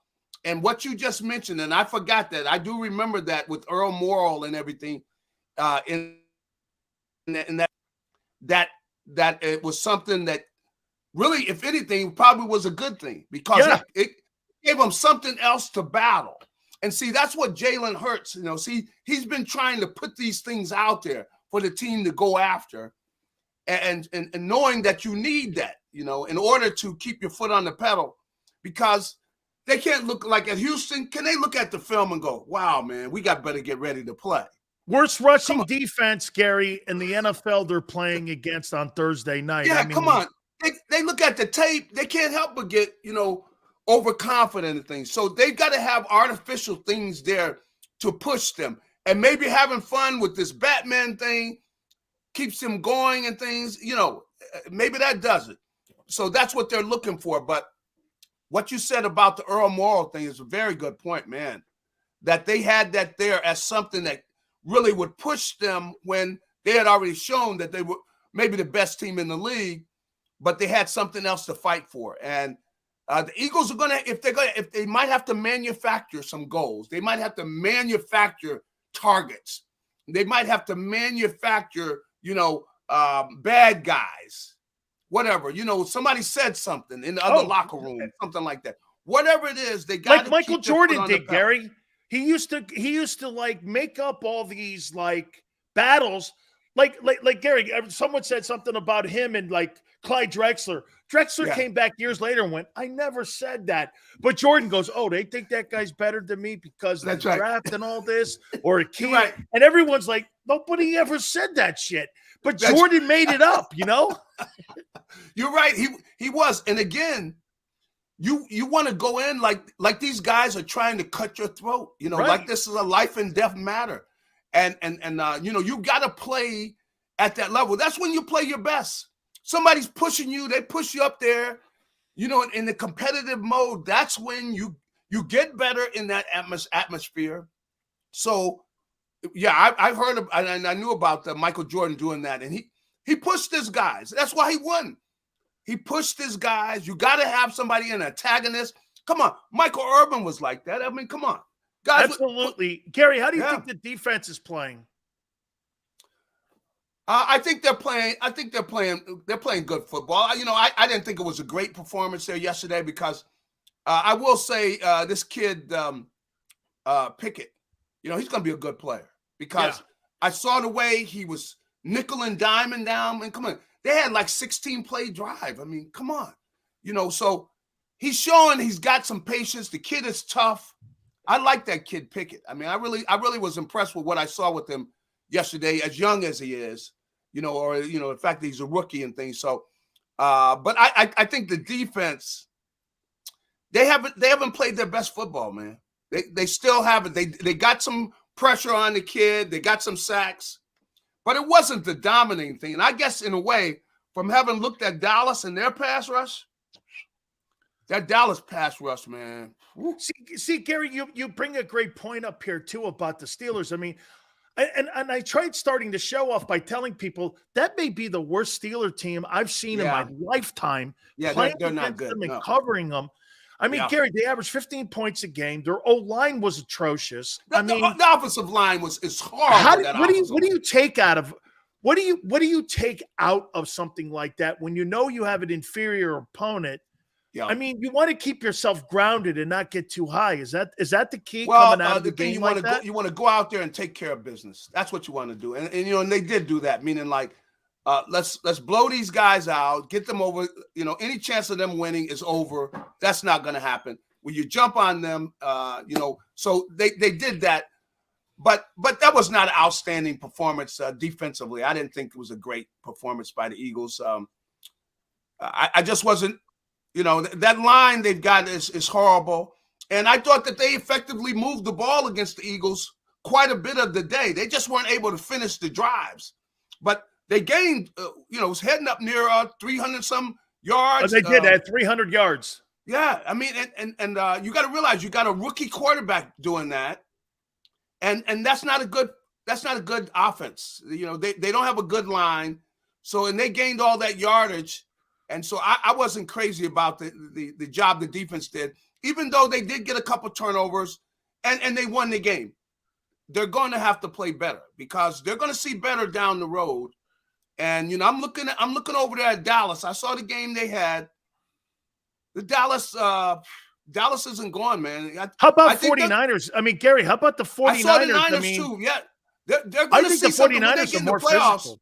They're going to be some good teams in those playoffs, man. And that's what they've got to do. They cannot set their standard with who they're playing. They got to realize they're playing against those other teams that they're going to see. And they may be the better team now. But the whole thing is, who is going to be the better team at the end of the year. That's why they got to push themselves, and they've got to be hard on themselves, because Houston is, come on, Pittsburgh, Houston, that's not going to be, you're not playing against them really. You're playing against Yourself. San Francisco and Dallas, because that's who you're going to see down the road. That's who you're going to have to beat if you want to go to the bowl. That's the way you can see this season is shaping up. 2 last questions for you. The Jordan Davis injury means what, in your opinion? Or they have enough depth to overcome it until he gets back? They have enough depth. I thought some of the kids they put in there, they got young kids back there. They got quite a bit of depth at that position. So I think it's just going to give some of those other kids a chance. And some of them have started to shine a little bit already. So because some of the kids are in their second year, and they've got some talent at that defensive tackle position. So they're going to be fine. That'll be fine. The kid will be able to get his leg right and take his time, not trying to rush back where he's out there playing where he's injured. But get healthy, get back, and they'll be fine because they got depth. They've got some people that can come in there and make plays. So they're fine. But I just want to see this team, man. They got to know they are not playing against, Houston and Pittsburgh, because they're much better than those teams. The teams they better be looking at, like you mentioned, San Francisco. Look, San Francisco's got a juggernaut now, man. Oh yeah, they got a squad. They do. They're gonna be tough. And they got top 3 players, Gary, at a lot of positions in San Francisco. Kittle, Samuel, Trent Williams, Nick Bosa. Yeah, I mean, that guy, Fred Warner, they got a bunch of players that you would consider one of the best players in the league at their sport. Without a doubt. And see, it's almost a disadvantage to be undefeated in a way, because you're sitting there talking, everybody's put you up on this pedestal and everything. Look, that's not going to matter. They meet in the playoffs. The teams come in there. Your record don't mean nothing. Right. Who is the better team that day? That's the way they got to start thinking right now, because that's who they're going to be competing with. They're going to have to go in. They're going to have to beat San Francisco, and they'll the chances are they'll be at home. Yep. That's not going to be an easy job, because they're going to be playing a San Francisco team that's better than any team, maybe anybody that played last year might have a better team right. than, Okay, tomorrow's November 1st, Gary. Do you see Howie making an A move, B move, C move? Do you think he makes a big-time move, or do you think he makes a depth move for tomorrow? Or do you think he makes no move? I know he would try to like to top what he's done. I mean, he seems like he always tries to top it, bringing Quinn in here. And the great thing is that I could see him bringing in somebody else, but he makes sure they're bringing in guys that are professionals, that all they're going to do is they're not going to get this team distracted. I was listening to Quinn last night, seeing the guys they brought in here this year, with Bradbury they brought in, and Kazir White, all these guys. They're all seasoned pros that they're here to take care of their business. They know their job. They don't get things distracted. They're here taking care of business. And every time you talk to them, they got their eye on making sure they're ready to play. And those kind of guys, you keep bringing those kind of guys in, they could bring somebody in here. And if they find the right kind of guy, I could see them bringing somebody else in, because they are doing a good job of bringing in the right type of guy. They surely are. All right, Gary, who wins game 3? Phillies or the Astros? I think the team that wins game 3 is probably going to win it. Yeah. This is always 3 and 5 are always the swing games, in a series like this. This is huge. I'm going to say the Phils because of the way they've been battling in there at home, man. It's going to be crazy. You got a great home field advantage. I mean, it's going to be crazy. But the Astros are a good team. We're going to see, man. This is fun, man. I enjoy checking them out, man. It's going to be fun. But hopefully the Phils, they find a way to pull it out, baby. So what? You got the Union. You got the Union now in the finals. That's right. The Union. Astros now tied up 1-1, getting the game in Houston, and you got the undefeated Eagles. I don't know, dude. I mean, dude, it's like Camelot right now. Hey, it's a great ride, man. People are loving it. You can't, You can't even sit down, man. I can't even go somewhere and grab a bite. You know, somebody's over there. Hey, man, the guy's yapping and halfway spitting on my food. Hey, man, come on, man, back off, man, back off. Give me a chance. You know, the people are wired, man. They're wired up, man. They're ready Hey, to go. Gary, thank you so much, my friend. Enjoy the game tonight as well, man. It's really been a great ride. Appreciate it, my friend. Thank you, Gary. All right, have a good one. Hey, don't forget, Gary Cobb, Fox 29, Philadelphia. Works there on the broadcast team, too. Please hit the like button. We'll take a timeout. Keep it here on the National Football Show. Go to get your game on. Go for the beers. Go for the cheers. Go for the hit and the hits. Go for the stakes and the stakes. Go to get your parlay on. Go to get your party on. Go for the scene. Go for the screens. Go for the gallery.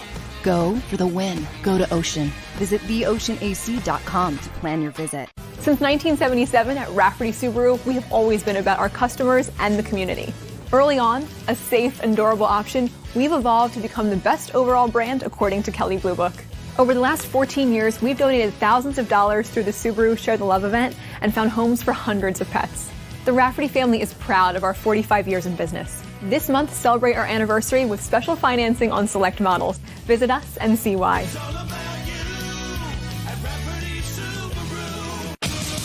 The greatest fans on earth. It's a bold statement, but would you expect anything less from Philadelphia? 58 years of heartache creates a toughness, a grit, a resolve not found in most. Sure, our prayers were answered, but now that we've had a taste, we're looking for more. Pondley Hockey, official partner of the Philadelphia Eagles.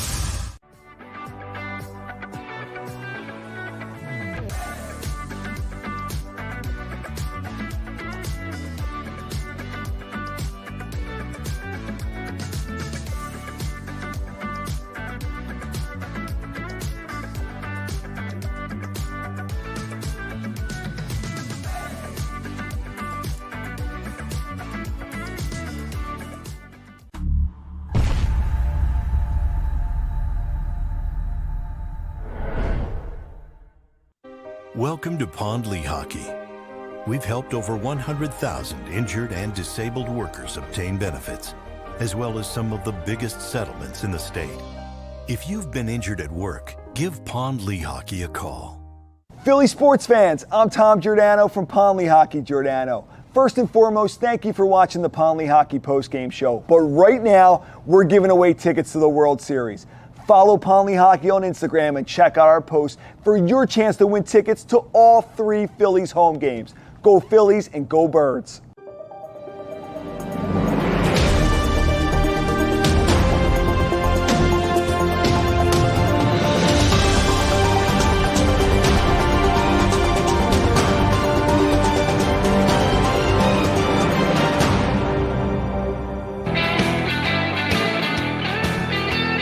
Niners are too physical for the Eagles. Big Sills National Football Show. Oh, man. We'll reset at the top of the hour. Too physical for you. Too physical. Man, they got a lot of good players on that team.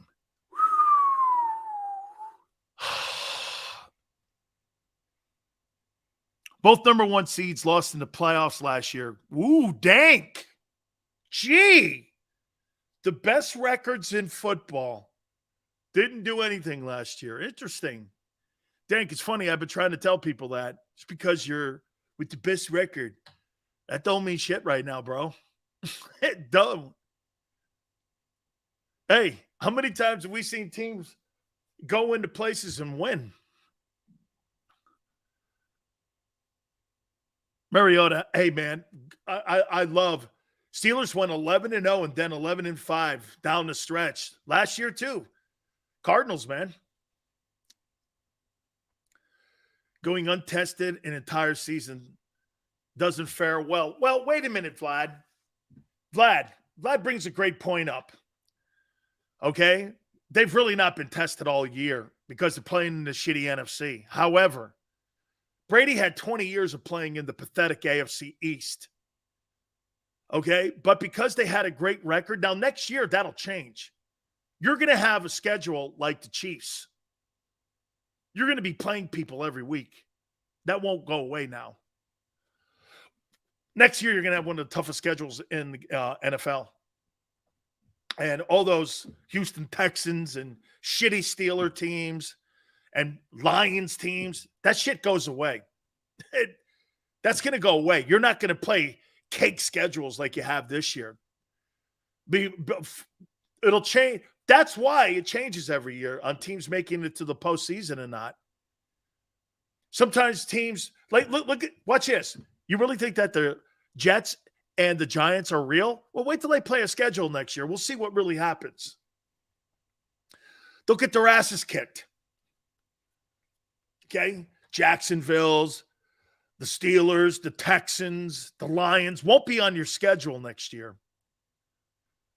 49ers fold against best teams? Really? I didn't see that last year when they beat the Cowboys in Dallas and then Green Bay in Green Bay. What are you talking about? Hey, dude, win a playoff game with Jalen first before you start barking like that. You got destroyed by the Bucs last year. This guy's talking, well, 49ers always fold against the good teams. Well, then how have they been to the NFC Championship game 2 of the last 3 years? That's an untrue statement. Untrue. Now, the Cowboys fold. The Cowboys do fold. I give you that. Fan says Eagles secondary gives them the best. Eagles secondary has been the biggest improvement, in my opinion, outside of the offensive side with Jalen's improvement, that team has seen in a while. Their secondary, get this too, 2 of the pieces that you put in the secondary were deals. Actually, all 3 were undrafted by Howie. I'm starting to think Howie's better stuff is not drafting. It's free agency. Think of that. That secondary, he didn't draft one of them, except for Epps.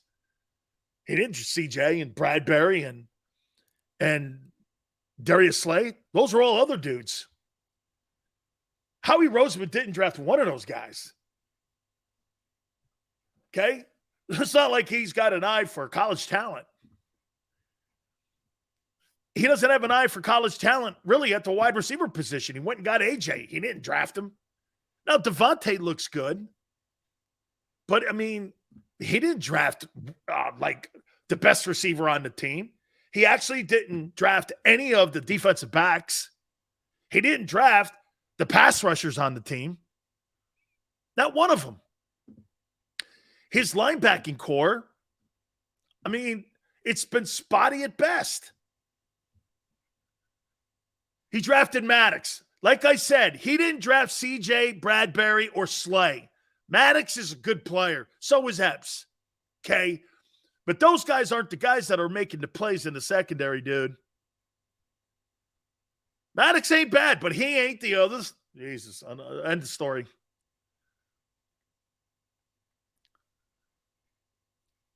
I think the Panthers match up well against the Bills. You do you? Okay. He drafted Goddard. You missed what I said once again, Mr. International. I said he did not draft one of those guys that are making the impact in your secondary. The biggest offensive weapon that's on your offense outside of your quarterback is A.J. Brown. He didn't draft him either. He covered the Jalen Reagor failure with A.J. He has. That's how he covered it. It's okay. I don't care who's playing and how you get it. If he misses on draft choices, but then comes back and says, hey, I effed this up. Let me go get a guy. That's fine. That's fine. Okay? Some guys are going to be more skilled. I'll tell you where he's sensational. It's because he's got a great coach in the position. He's the old lineman. The old linemen are fabulous. Dude, telling you, building an old line and finding a starting quarterback, like they're almost becoming integral parts of your football team and just as hard to build.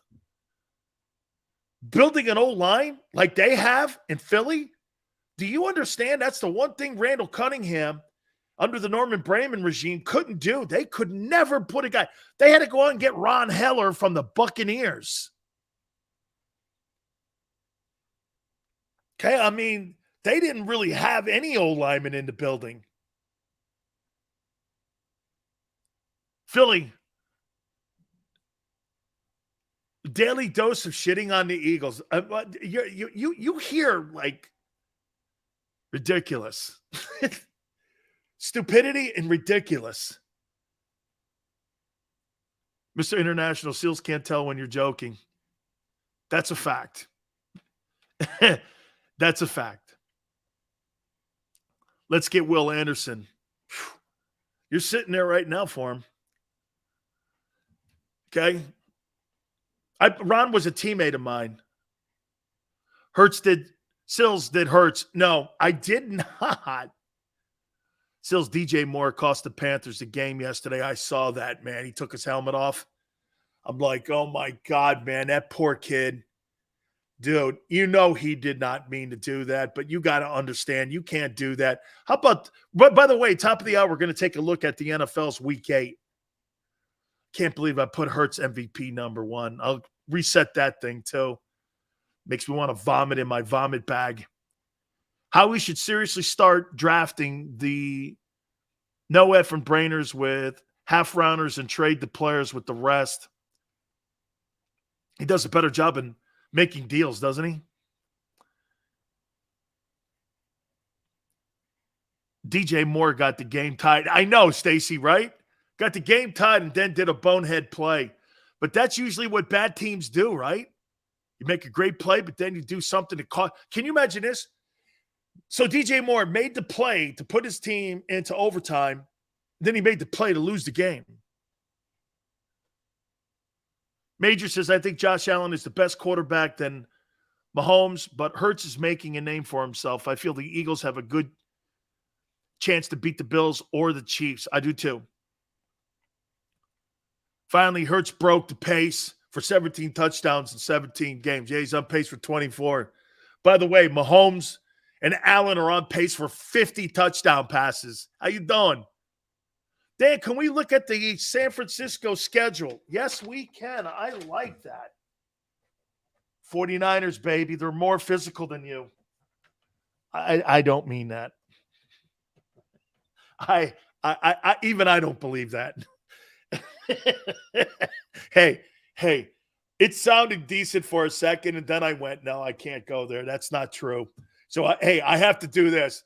No. I will look at San Fran's schedule, though. But San Fran is as physical. I'll buy that. 49ers, Eagles in the championship game. Hey, how great does that sound? How great does that sound? That's so old school. 49ers, Eagles, NFC championship at Lincoln Financial. Yeah. That's got a great ring. 49ers will kill the Cowboys. The 49ers will probably kill the Vikings. Here's who I think you guys are probably going to have to play. You're going to have to probably play. God, would you play the Giants?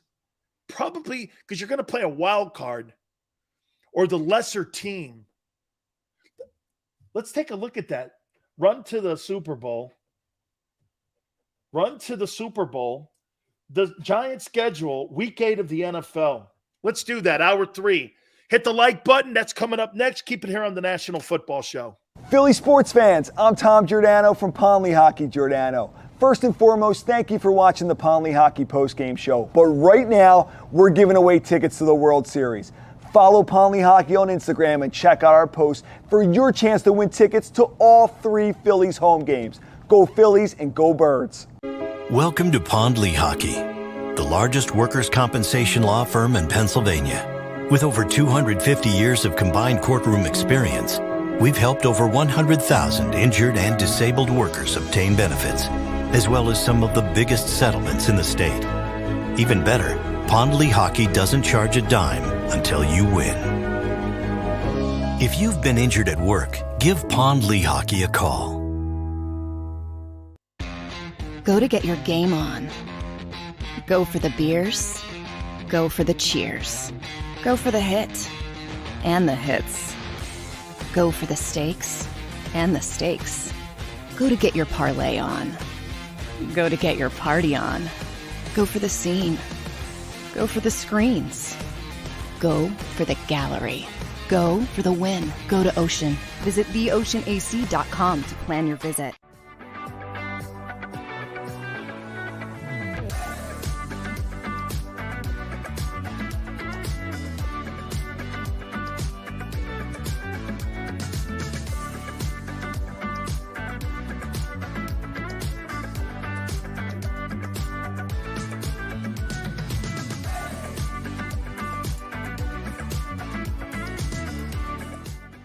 It's a fall car fest, and Jeff D'Ambrosio, Destination Downingtown, says, yes, you can. Jeff says, yes, you can choose from over 1,000 vehicles in stock with no wait. Yes, you can still get low prices, leases, and big discounts. Yes, you can still get low interest financing. And Jeff always says, yes, you can have a real deal buying experience without the hassle. When the other dealers say, no, you can't, Jeff says, yes, you can. Jeff D'Ambrosio, Destination Downingtown. Nobody treats you better. Jeep Adventure Days. Philadelphia fans, we're cut from a different cloth. Born into a brotherhood and bonded to our team for life. We believe anything is possible because we've witnessed the impossible. While we may be from different neighborhoods, come Sunday, we are one, and we will be heard. Pond Lehocky, official partner of the Philadelphia Eagles.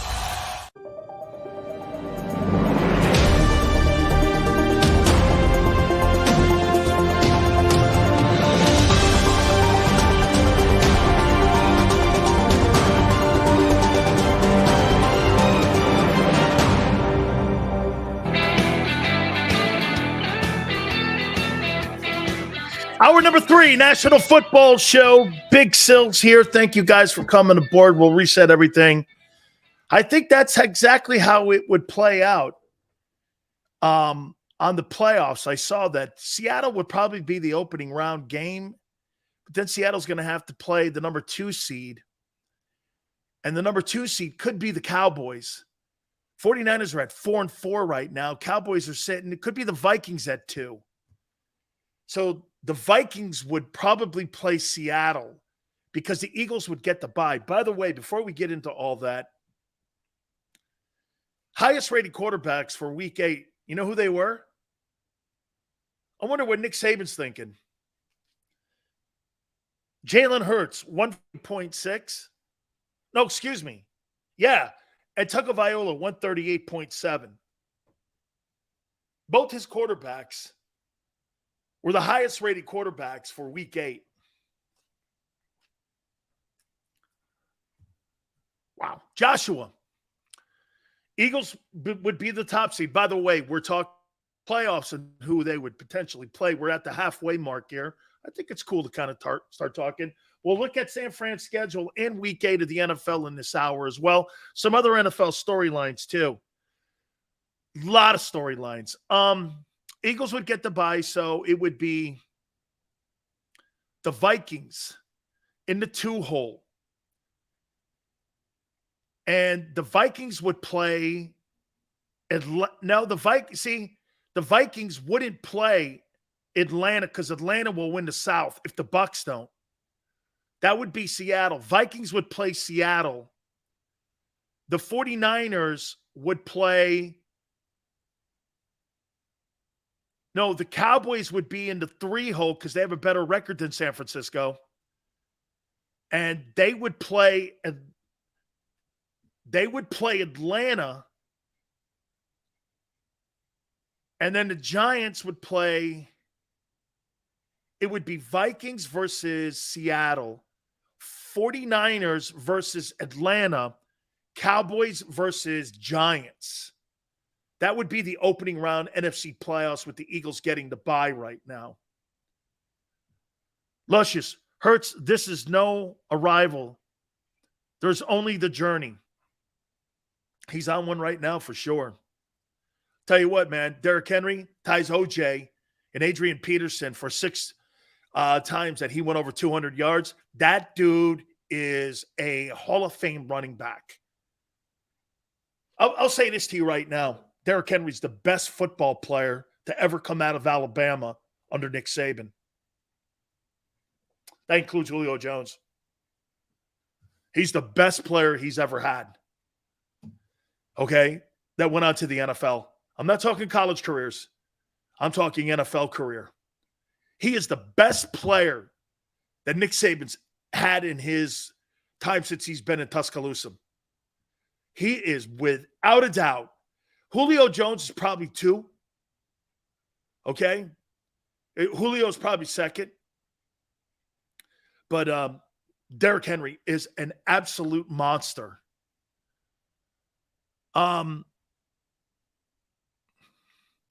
Big Sales calling listener takes deaf and stupid.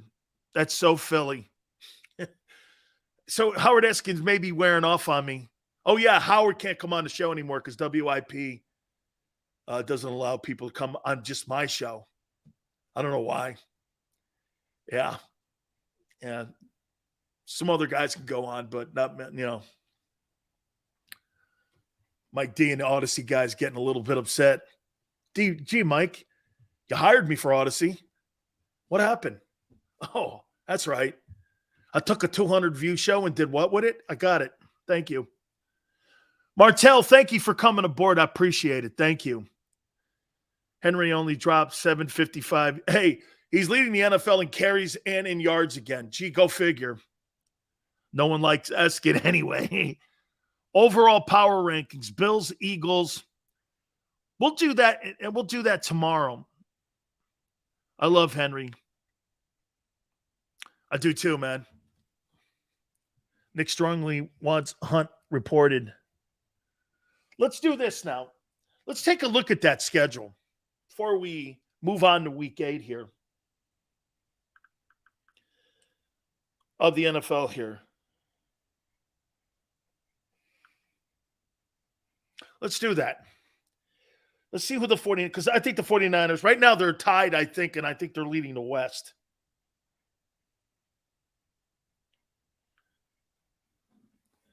'49ers 2022 schedule.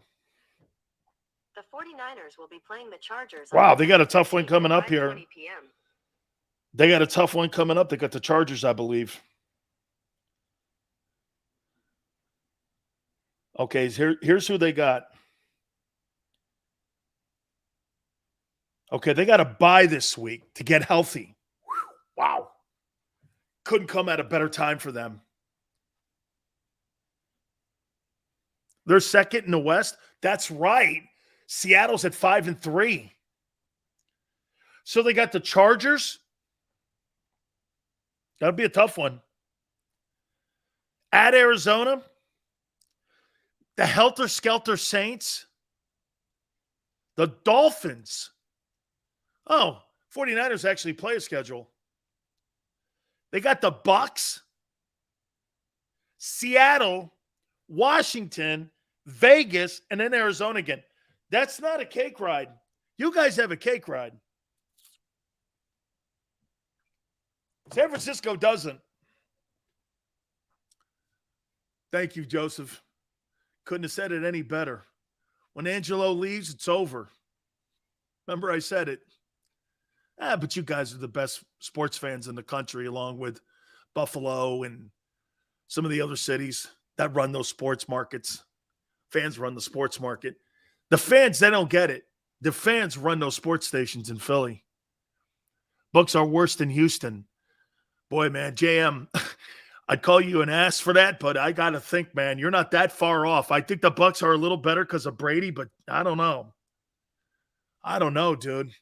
It doesn't look great, does it? We played the Cardinals. You didn't play them without DeAndre Hopkins, though, but they did lose over the weekend. We're going to get to that here in a minute. Flash says the 49ers might not make the playoffs. Do you think the Commanders and Seahawks win more games?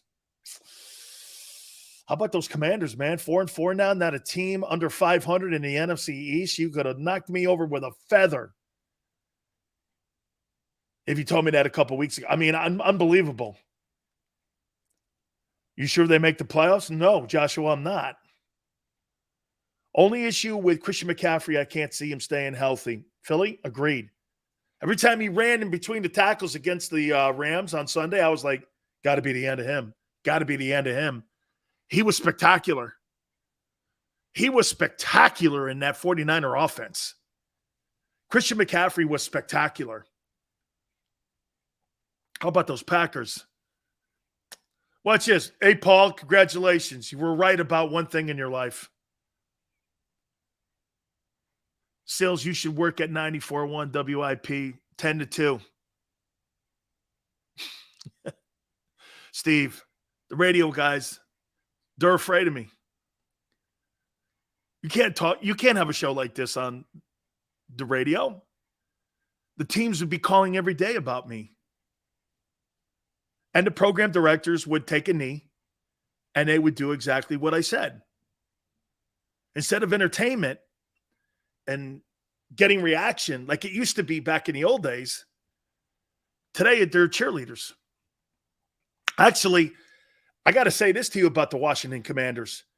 Bro, I mean, the Commanders, they look better under Heineke. Niners not making the playoffs, GT.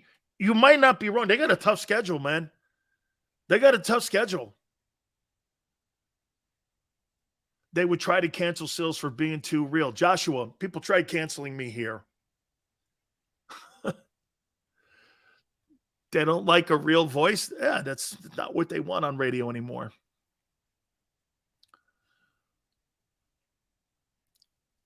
Arizona will come back. Boy, I tell you what, man, Hopkins has to help them. 49ers win 10 games max. Well, that'll get them into the playoffs if they win 10 games. Joshua, thank you, sir. Look at Joshua, man. He gives me more shit than anybody on the planet, and we are friends. Hate WIP. I love all the yelling and screaming over here. Reminds me of mom. Hey, Joshua, wait a minute here. Joshua. Oh, it's Joseph. My bad. Joseph, get this. In my house, it wasn't if you had the facts. Whoever hollered the loudest won the argument. Okay? Whether you were right or wrong, at my dinner table, whoever screamed the loudest won the argument. You're wrong. No, you're wrong. You won the argument. Joseph, yeah, man. Hey, dude. Whoever, in my Italian, I was raised by an Italian fisherman, fireman, and a very beautiful old grandma, Edith Sileo. And these two people, when I grew up, they spoke half the time they spoke Italian. The other time they spoke English. When they didn't want me to know what was going on, they spoke Italian. I grew up in like one of the biggest paisan houses you've ever seen in your life. I never ate at McDonald's. I always went to my family and I enjoyed it. It was one of the greatest times of my life growing up with my grandfolks. And I was my grandfather's fisherman's helper. I used to go lobstering with my grandpa every day, 4:30 in the morning. I did it for about 15 years. Yeah, man. Hey, this guy here, man, whoever hollered, we used to have this guy, George Russo, come over to the house. My grandfather would go, shut the windows. I don't want anyone to think we're killing anybody or the maniacs in the house. Yeah. We would shut the windows when this guy, George Russo, came over. It was crazy. He was a fireman too. Oh, I ate great. Look, you wouldn't mean I eat great. Are you kidding me? Some of the greatest. When my grandma died, some of the greatest recipes on the planet went with her. My aunt does a great job, and so does my wife, believe it or not. It's funny, man. When I introduced my wife, I'm going to get to week 8, I promise. I introduced my wife to my Aunt Jenny and my Aunt Nellie, right? These two little old ladies. She starts going like this. That son of a bitch. And my aunt's listening, so I can't get in too much. That son of a, always treating her. And then she mentioned like German, right? And my Aunt Nellie goes to my wife, "You're not German, are you, honey?" And my Kim goes, no, I'm not German. She goes, "That son of a yeah, man. What a paisan house, man. What a great Italian house I was raised in. A greatest story of all time, man. Oh, you talk about it. Hey, that's why the folks in Philly, you got a great section in Philadelphia, South Philly, you know. Jerome told me about it. He goes, "Sileo, you'd love this place. There's Italians." It's not exactly what he said. He goes, "Sileo, there's guineas everywhere." I went like this. Just go into the restaurants. Trust me. They'll think you're Italian anyway. You're a brother. And Jerome would go like this. I go, "Tell him you're from Sicily." Oh. Hey,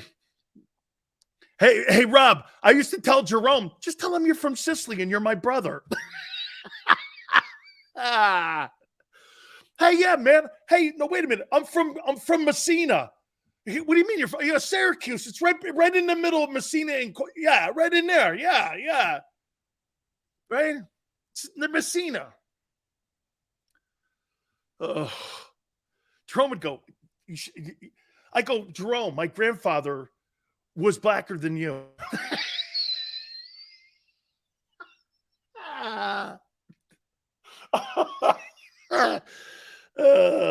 Let's get on to weekday, shall we?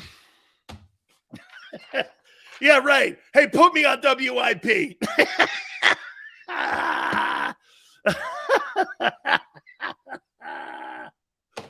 Oh, man. Hey, yeah, put me on IP. I'm ready. Yeah. Oh, my God. Cecilia, no, it's all good. How you doing? They were treated like, oh, you kidding me, man? Hey, Dank.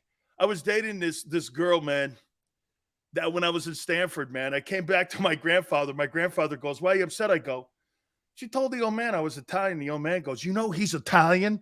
And I went, "What is that?" And my grandfather started laughing. He goes like this. He started laughing. "What do you mean? He's Italian. Don't you know what those guys are?" Oy. Week 8 NFL. Monday Night Ball. Bengals and Browns tonight. I got the Bengals putting the Browns to sleep. Okay? Your rating will skyrocket, Sills. Oh, my God. Philly needs Sills. Bunch of your man on the radio. Oh, yes, they are, man. It's all good, man. Yeah. Jerome used to go, what? These Philly guys are really tough. I go, "Hey, just pretend you're Italian." So, hey, I asked you guys this before. What's that thing called, the plateau? What's that thing called? What's it called, the plateau? Oh, I know.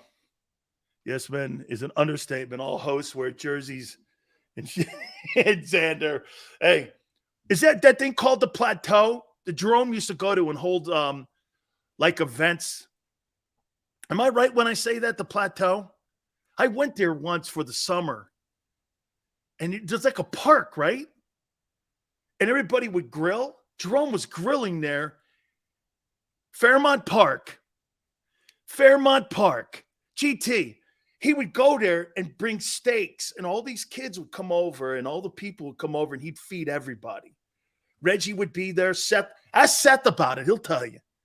I was there. I used to come there into town, and we used to go in the summertime, and we used to go to this place.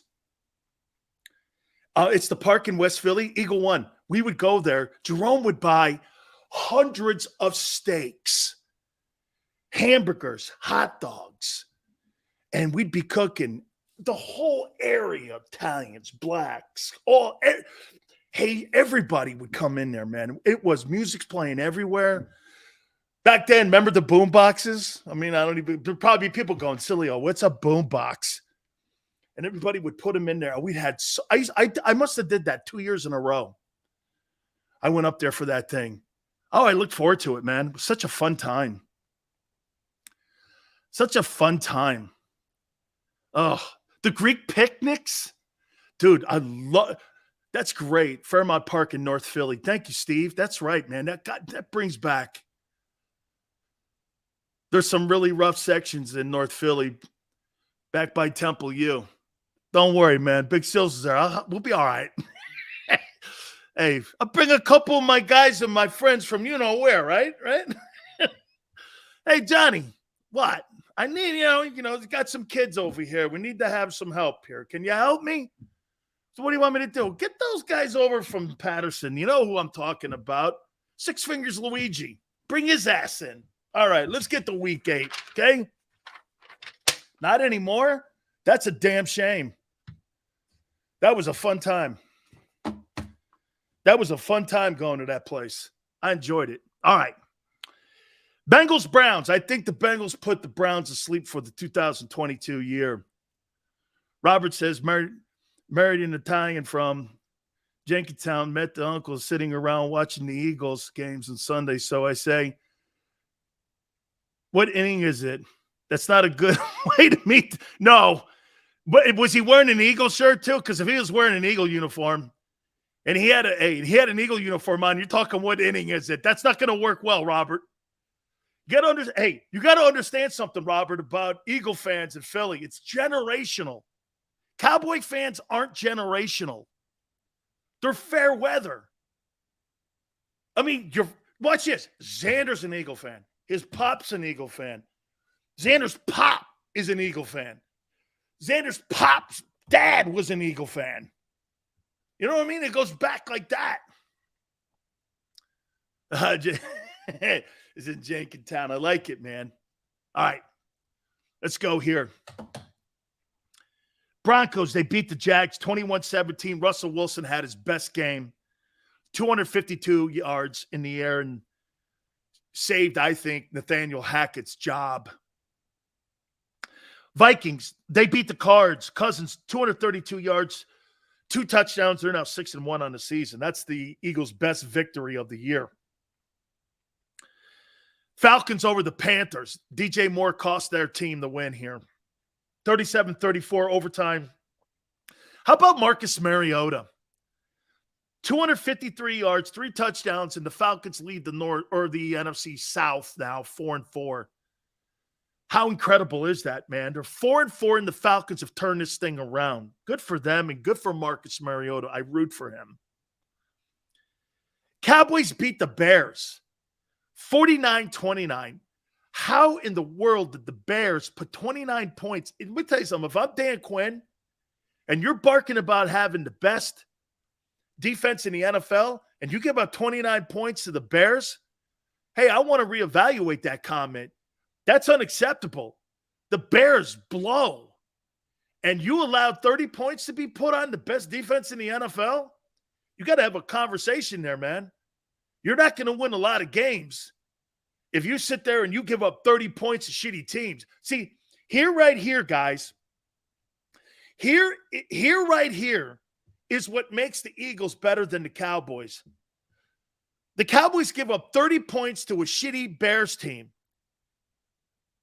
The Eagles ain't giving up 30 points to anybody. Outside of game 1, they ain't giving up 30 points to anybody. You know, as much as I give Jonathan Gannon a boatload of shit, I'll say this to you, man. Eagles aren't giving up 30 points. Hey, giving up 30 points to the Bills, that's one thing. Giving up 30 points to the Bears, that's another thing. They gave up 240 yards rushing to the Bears. Fitness, great stat. That sucks. How about this? The Cowboy defense gets an F. Oh, here. And Micah Parsons. I didn't tell you what this guy said to me. By the way, I hope some of you guys follow me on Twitter at Dan Sileo Show, because listen to what he said. Here, let me show you this one. Man, some guy in the market wants me to do a stream show for him, like an appearance, and I'm like, I don't know, man. I don't know. Here. So I said this about Michael Parsons. I said this, Michael Parsons is outstanding versus some of the worst O-lines in football. Knowing today's media, he probably won the Defensive Player of the Year award today versus that shitty Bears team. Let me show you what Michael Parsons said to me on Sunday. So like Xander and I said, so Jason Kelsey texts me back, and he wanted to set the record straight on the Batman mask, and there was no disrespect to Mike Tomlin, which I thought was cool. Michael Parsons fires back at me, and I was really talking more about the media. And he fires back at me. This is the third time he's done this now. This play has nothing to do with the O-line. Just effort. F the award. I got a dub, son. Michael Parsons talking to Big Sills. I'm sitting there going, bro, really? Little sensitive, ain't you, kid? Again, maybe that's what them Penn State guys are, a little sensitive. Guy's a little sensitive. Dude, I would not be very happy with that defensive effort against the Bears if I was the Cowboys. You gave up 240 yards rushing, and you gave up 30 points. You're the best defense. And I told everybody here that you were the best defense in the league, and you made me look like a jackass. 240 to the Bears and 30 points? I don't know. Right? I mean, dude.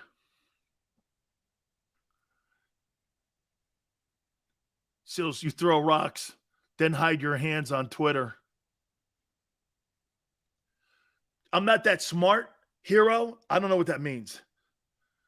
Michael Parsons, where does she play? Not sure. Dan, just shows the maturity of Kelsey. I thought it was a cool comment. Okay, I really did. Dude, fitness, I don't get that drug test. You got a lot of real estate in people's heads, Dan. Some even on this network, but I won't name names. Oh, wait. Anton's gone. I move on. I didn't mean that. It's all good, man. Okay.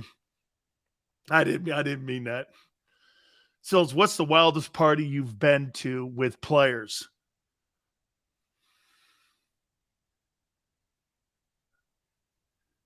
LT.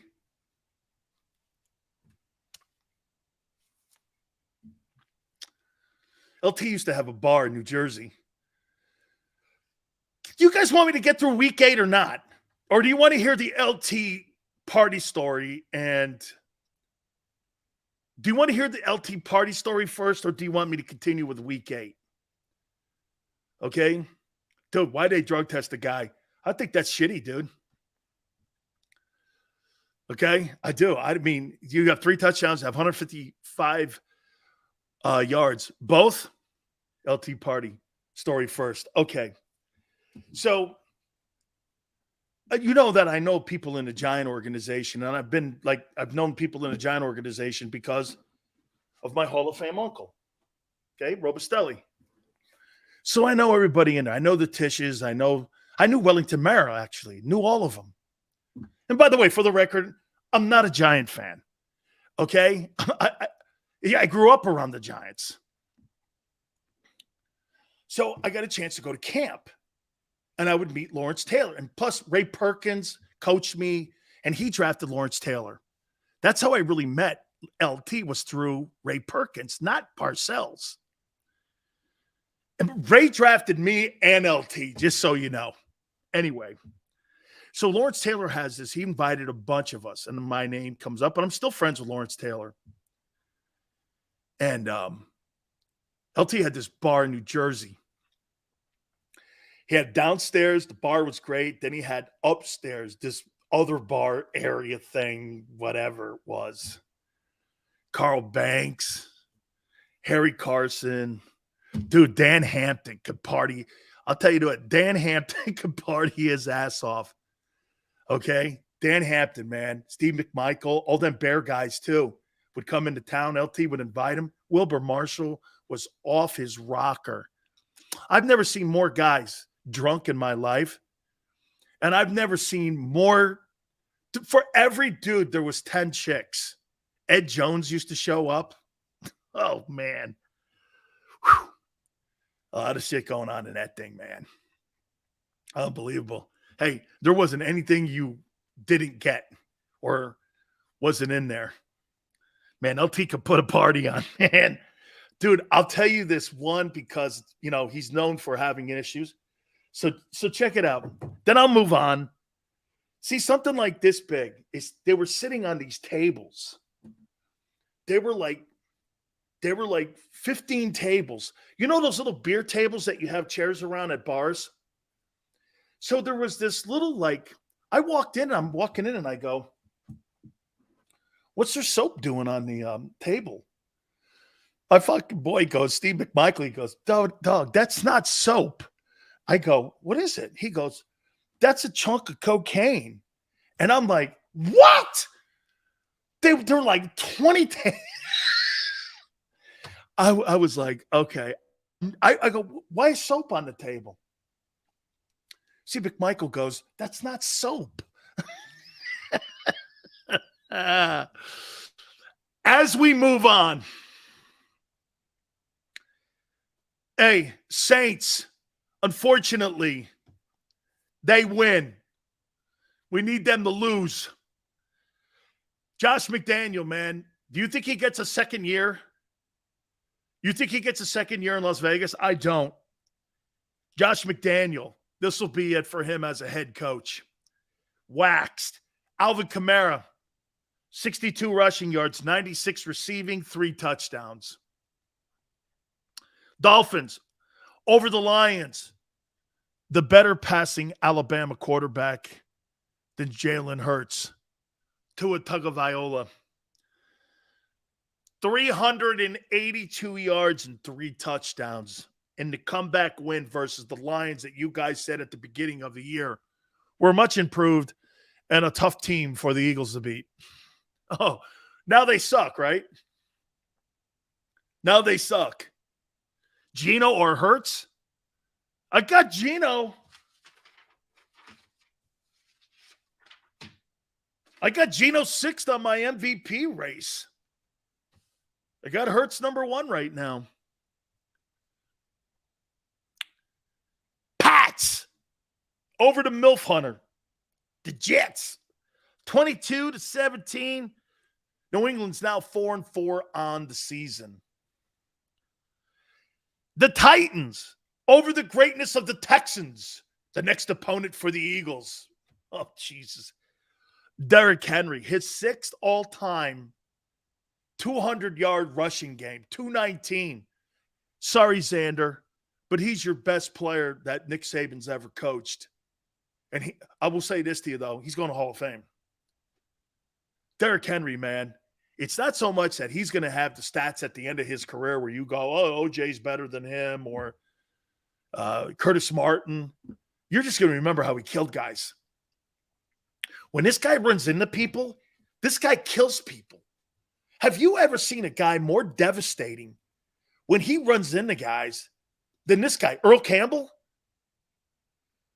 Saban's still coaching. Holler at me in 15 years. Well, so far in 15 years, this guy's the best player. Just saying, man. Derrick Henry, man, he looks to knock people out. He is a great football player. Sills motivates the Eagles and Eagle fan base. I do. There's something about some of the I said this the other day. I go, Jalen Hurts will never win a Super Bowl.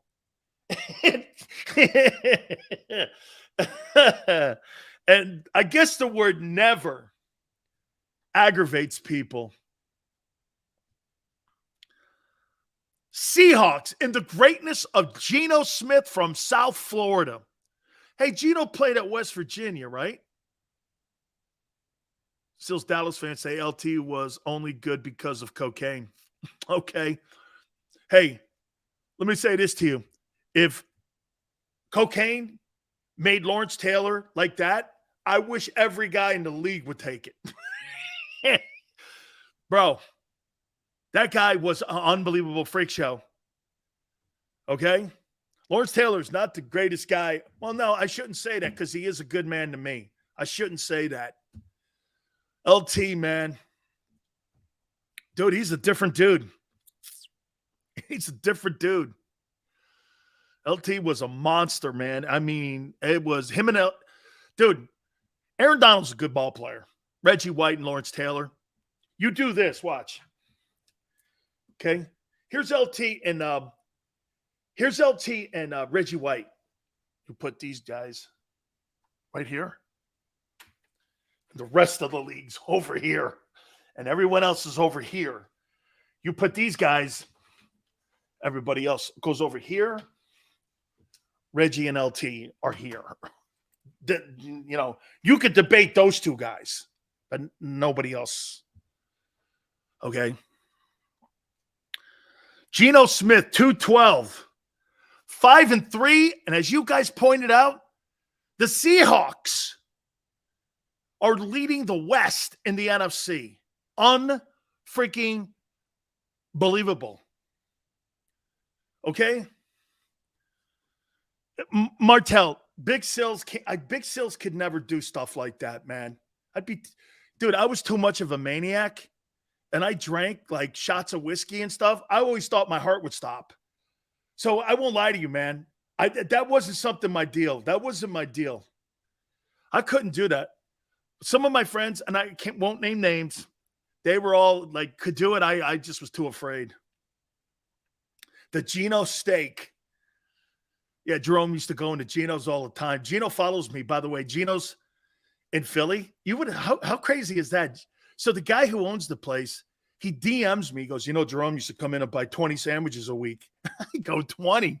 That's it? He goes, he'd eat 4 at his time. I said, bro, you should see what that guy does. You should watch Jerome eat. He eat 4 of them hoagies, man, and he'd go out there and get you 20 tackles. He was a maniac. But he used to buy sandwiches for the Eagle team, and he would go into the meetings. Clyde Simmons and them dudes, he would hand out sandwiches, and then someone else would go into Geno's. Geno's and Gang Green, man, are synonymous with one another. Yeah. Okay. Remember, Sills, you're talking to 20-year-old kids. Art, I never did that. Yale, that's probably why I never did, because of Len, my friend, dying. That's a great reminder. I never saw Len Bias when I was at Maryland. I never saw him do a line. I barely saw him drink a beer. And to know that he passed away on a drug overdose is unbelievable. I saw him for 2 years, and I never saw him do anything crazy. I never saw him hammered. I never saw anywhere. Okay? I never saw that. Okay? I never saw that. I just never saw him do anything crazy like that. I may have seen him with 1 beer in his mouth. It's just crazy. Sills, you guys remember a guy by the name of Adrian Branch? Adrian played on that Maryland team. I'm trying to think of the other guy. I think Ben Coleman was on that team. And somebody else. Lefty had a great team. I loved Lefty Drizel. You guys remember Adrian Branch? Adrian calls me. I'm at Miami. I transferred. Sills, I got some horrific news. I go, what? He goes, cops just left. And I go, what? He goes, Len overdosed. I'm like, Len, what? What are you talking? He goes, he passed away. I'm like, what? Oh, here.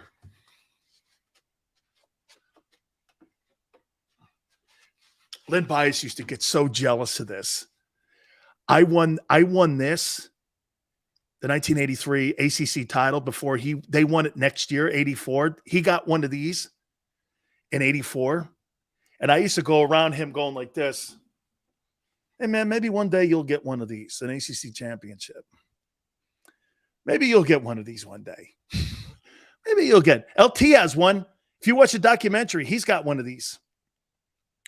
I go, maybe you'll get. They used to break his stones all the time about it. And maybe you'll get an ACC championship. And he goes, oh. They won it next year, though. Oh. I heard Jerome died on WIP. Jody McDonald. I just pulled. Oh, my God. Really? Philly. I'm home at my house. Okay? I'm home at my house. Guy from the Associated Press called me. And it was a guy, Eric Andelsack, who had died that year too. He was a guard from the Lions. And I knew Eric. He played at LSU. Dan, you hear the news? Who died? I go, yeah, man, I heard that Eric died. He was like weed whacking in like Thibodaux, Louisiana or some shit. He goes, no, about Jerome. I'm like, what? My girlfriend, who's my wife now, was there with me. We were visiting my grandparents, and my grandparents loved Jerome. Jerome came to the house all the time. Jerome used to come up there and eat meatballs at my grandpa's house. Loved my grandma. My grandpa and Jerome Brown sat around for hours drinking beers, eating meatballs.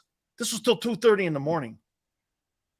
And I'm on the phone, and they go, Jerome was killed in a car wreck with Augusta, his nephew. And I'm like, we immediately left, and I met Reggie and them guys down there, and crazy. Just a crazy story. Crazy story. Crazy. Gino gets it done versus the Gigantes. Yale says, I was listening to IP. NBC interrupted programming with Lou Tilley to say Jerome died was crazy. Hard to swallow when he passed. Steve, think? Here. See the little cup? See the Eagle Cup? We were given these cups at his funeral. I kept it. That cup was given to everyone, all of his former teammates. Miami Hurricanes and Eagle guys all got one. Reggie, Seth has one of these. Andre Waters has one of these.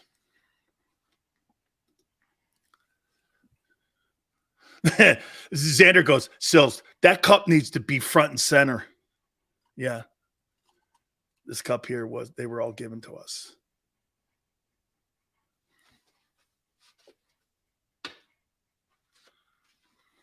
My aunt found it and sent it to me. She says, you might want this. I said, yeah, I do. Yes, it is, Steve. 49ers beat up on the Rams. 31-14. Commanders get their record to 4-4. McCaffrey was awesome in that game, too, by the way. Bills blow out the Packers. 27-17. Allen, 218 yards. 2 touchdowns. They're now 6-1. All right, let's take a timeout. You need to pump the ball up. No, I am not touching that. I am not touching that. No, I am not. Hey, wait a minute. By the way, you guys won something, and I took the damn cowboy helmet down. Okay? I took the damn cowboy helmet down. Yeah, plus it messed up my Wi-Fi. You have no idea where it is. It ain't close. Hit the like button. Keep it here on the National Football Show. Go to get your game on. Go for the beers. Go for the cheers. Go for the hit and the hits. Go for the stakes and the stakes. Go to get your parlay on. Go to get your party on. Go for the scene. Go for the screens. Go for the gallery. Go for the win. Go to Ocean. Visit theoceanac.com to plan your visit. Since 1977 at Rafferty Subaru, we have always been about our customers and the community. Early on, a safe and durable option, we've evolved to become the best overall brand according to Kelley Blue Book. Over the last 14 years, we've donated thousands of dollars through the Subaru Share the Love event and found homes for hundreds of pets. The Rafferty family is proud of our 45 years in business. This month, celebrate our anniversary with special financing on select models. Visit us and see why.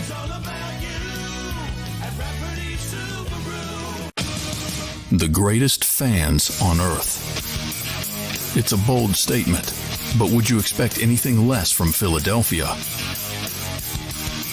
58 years of heartache creates a toughness, a grit, a resolve not found in most. Sure, our prayers were answered, but now that we've had a taste, we're looking for more. Pondley Hockey, official partner of the Philadelphia Eagles.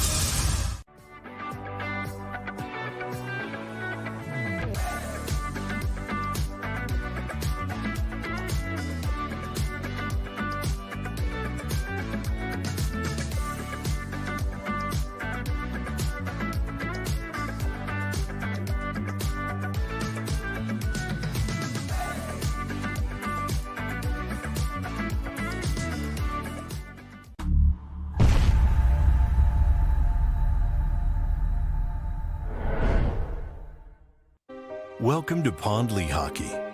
We've helped over 100,000 injured and disabled workers obtain benefits, as well as some of the biggest settlements in the state. If you've been injured at work, give Pond Lee Hockey a call. Philly sports fans, I'm Tom Giordano from Pond Lee Hockey Giordano. First and foremost, thank you for watching the Pond Lee Hockey postgame show. But right now, we're giving away tickets to the World Series. Follow Pond Lee Hockey on Instagram and check out our posts for your chance to win tickets to all 3 Phillies home games. Go Phillies and go Birds.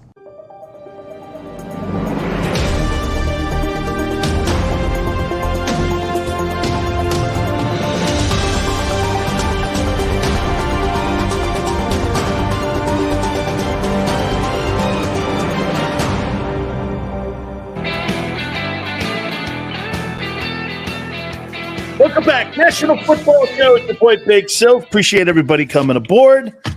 I will be watching the Phillies tonight. 3 and 5. Those are always the swing games in a World Series. So I will be watching this game tonight. By the way, getting the Wheeler the way they did, talking to the Astros. Hey, do you know that I love the fact that the pitcher in game 2 was doing all this. I heard Rob complaining about it. Okay? He was doing all this stuff, rubbing. That's such great gamesmanship. Because they're known cheaters. Anything you do, you're going to get into the head of your opponent. You could just do this. He's probably got some Vaseline in his ear. It's not earwax, it's Vaseline. That's what the Raiders used to do to teams. That's what the Patriots do. Oh, wait a minute. There's something wrong with the headsets. It's got to be something that the Patriots are doing. Dude, that's such great gamesmanship. It's awesome. When you can get into the head of your opponent like that, and they think you're doing all kinds of shit, dude, that's part of the whole deal on the Astros. Yeah, 4 of the last 6 years, they're cheaters, okay? The Raiders made a career doing that shit. My friend, not Wes Hopkins, Wes Chandler. You guys remember Wes Chandler, the wide receiver, Chargers? You know what Al Davis used to do? There'd be no rain in Oakland, like for months. All of a sudden, the Chargers would show up, Winslow and those guys, right? And Wes Chandler goes, why is there mud puddles in the middle of the Coliseum? Al Davis turned the sprinklers on the night before, and there were mud puddles, and he wanted the field to be slower because those guys were like John Jefferson and Joyner and Winslow and Chuck Messina. Chandler goes like this. Yeah, Davis used to turn on the water sprinklers at night to try to water down the field. And the Raiders would do all that. Oh, the Raiders. Al Davis would come and goes, oh, there must have been a faulty pipe. You know the Coliseum. Okay? Hilarious, man. Yeah. Oh, yeah. Why is there mud puddles in the middle of the field? Why? Psychological advantages. Absolutely, Yale. When you can do stuff like that, bro, people used to get on us all the time for doing crazy shit. Absolutely. Air Coryell. I hope Don makes it into the Hall of Fame this year. Shout out to Jerome. Thank you, Popcorn. Breaking news, Eagles signed another cornerback just now. Hey, they're going to be paying for a whole bunch of them, man. I'll tell you that. If you ain't cheating, hey, if you ain't cheating, you ain't trying. Sorry, Steve, but I happen to apply to that. And I happen to agree with that. Come to the Spectrum and play the 74 through 92 Flyers. Guys would get sick before the game. Dude, I've been to the Spectrum. I've been to the Spectrum. Yeah, I saw the 76ers play the Celtics in there with Bird and Dr. J. Hey, by the way, did I hear this right? So Bernie Perrant, he follows me on Twitter. I'm so honored that Bernie Perrant follows me on Twitter. So Bernie Perrant, Mike Schmidt, Dr. J, dude, is it Brandon Graham? These guys are all going to be at the game today. Dude, that is dope. How'd you get all them guys together, man? That's spectacular that you got all them dudes like that. Dude, Bernie Perrant, I love Bernie Perrant. Oh, yeah, he follows me on Twitter, and every time, man, I just, he's a great hockey player. I went to a lot of Sixer games and concerts there. Yeah, I went to a lot of Sixers and I went to Flyer games, actually. I'd go down and see my friend. And then, like I said, too, in the wintertime, I'd come down and see Jerome. We go to Flyer games. He loved the Flyers. Isn't that crazy? Him and Barkley were dear friends. Barkley and Jerome were friends. Geez, shocker, right? But we'd go, hey, and by the way, Barkley loves hockey. And Barkley would go with us to Flyer games. Flyers were big back in like 85. I think that's Hextall, right? I think Hextall was in net in 85, 86, around in that time. I don't think Mike Keenan was the coach. I forget who the coach was then for the Flyers. By the way, you're going to get a real treat with Tortorella. I love John. Trying to get him on the program. Yeah, Perrant's a Philly legend. Absolutely. Okay. Bernie Perrant. Oh, yeah, man, all them guys. Rick Tockett's a friend. Barkley was friendly with Rick Tocchet and I are boys, man. Tockett's friends with, I've had, you know who used to be my, I know we don't do hockey here, but you know who used to be my NHL analyst on my show at 1090 in Southern California? Wayne Gretzky. Gretzky would come on every Tuesday for me. Wayne Gretzky was my hockey expert. Dale Fleury, too, would come on. Yeah, I get them dudes on, man. My wife loves hockey. Loves it. She loves the Lightning. She used to go to games with the Lightning when the Lightning only won 19 ball games. And Peter Bonja would come in there and drop 6 goals on them. And she'd like, you ever think these guys are going to be good? I'm like, I don't know, man. I don't know. And yeah, Esposito was like still the president, I think, of the team then at the time. Is Seattle a bigger sports city than Philly? Absolutely not. Seattle's a fun sports city, though. Okay? Seattle is a fun sports city. It's a fun sports city, but it's nothing like Philly. Come on, man. No way. Because the fans, man. But same thing with Buffalo. I'll tell you this. You guys may not realize this, but that Buffalo Sabres with the French Connection back in the day, and then when they had the goaltender in there, Dominik Hasek, dude, Sabres are well followed. I think a baseball team could actually make it up there. He was a great player. Czech Republic, Peter Bonja, spectacular hockey player, man. How active do you expect the trade deadline to be tomorrow, John? John, I think it's got something to do with the Browns tonight. If the Browns win tonight, I think Kamara stays. Hunt stays. Okay, I think he stays. Remember, they got to build that team around Deshaun Watson. So I could see Howie doing like a second-tier move for depth. To me, I would put depth in the secondary. They're so good back there right now. It's the best part of the defense. Look, I would say this to you. Your D-line is okay.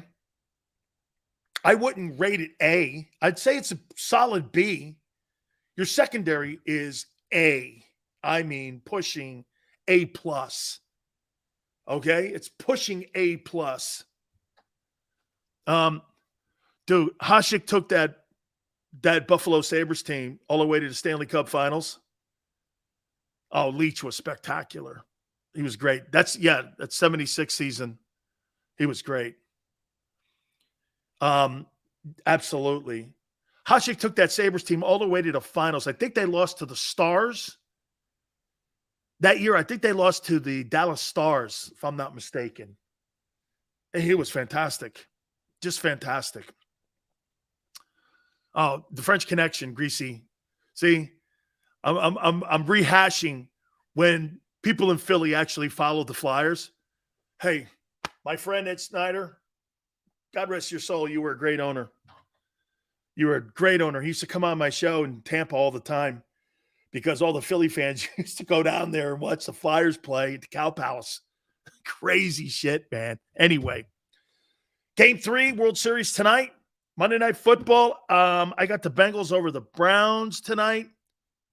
28-20, somewhere in there. We will have Merrill Reese on with us tomorrow. We'll talk to the legendary voice of the Philadelphia Eagles. Xander, great job. Please hit the like button, guys, on the way out. We thank you so much, and we'll see you on the flip side.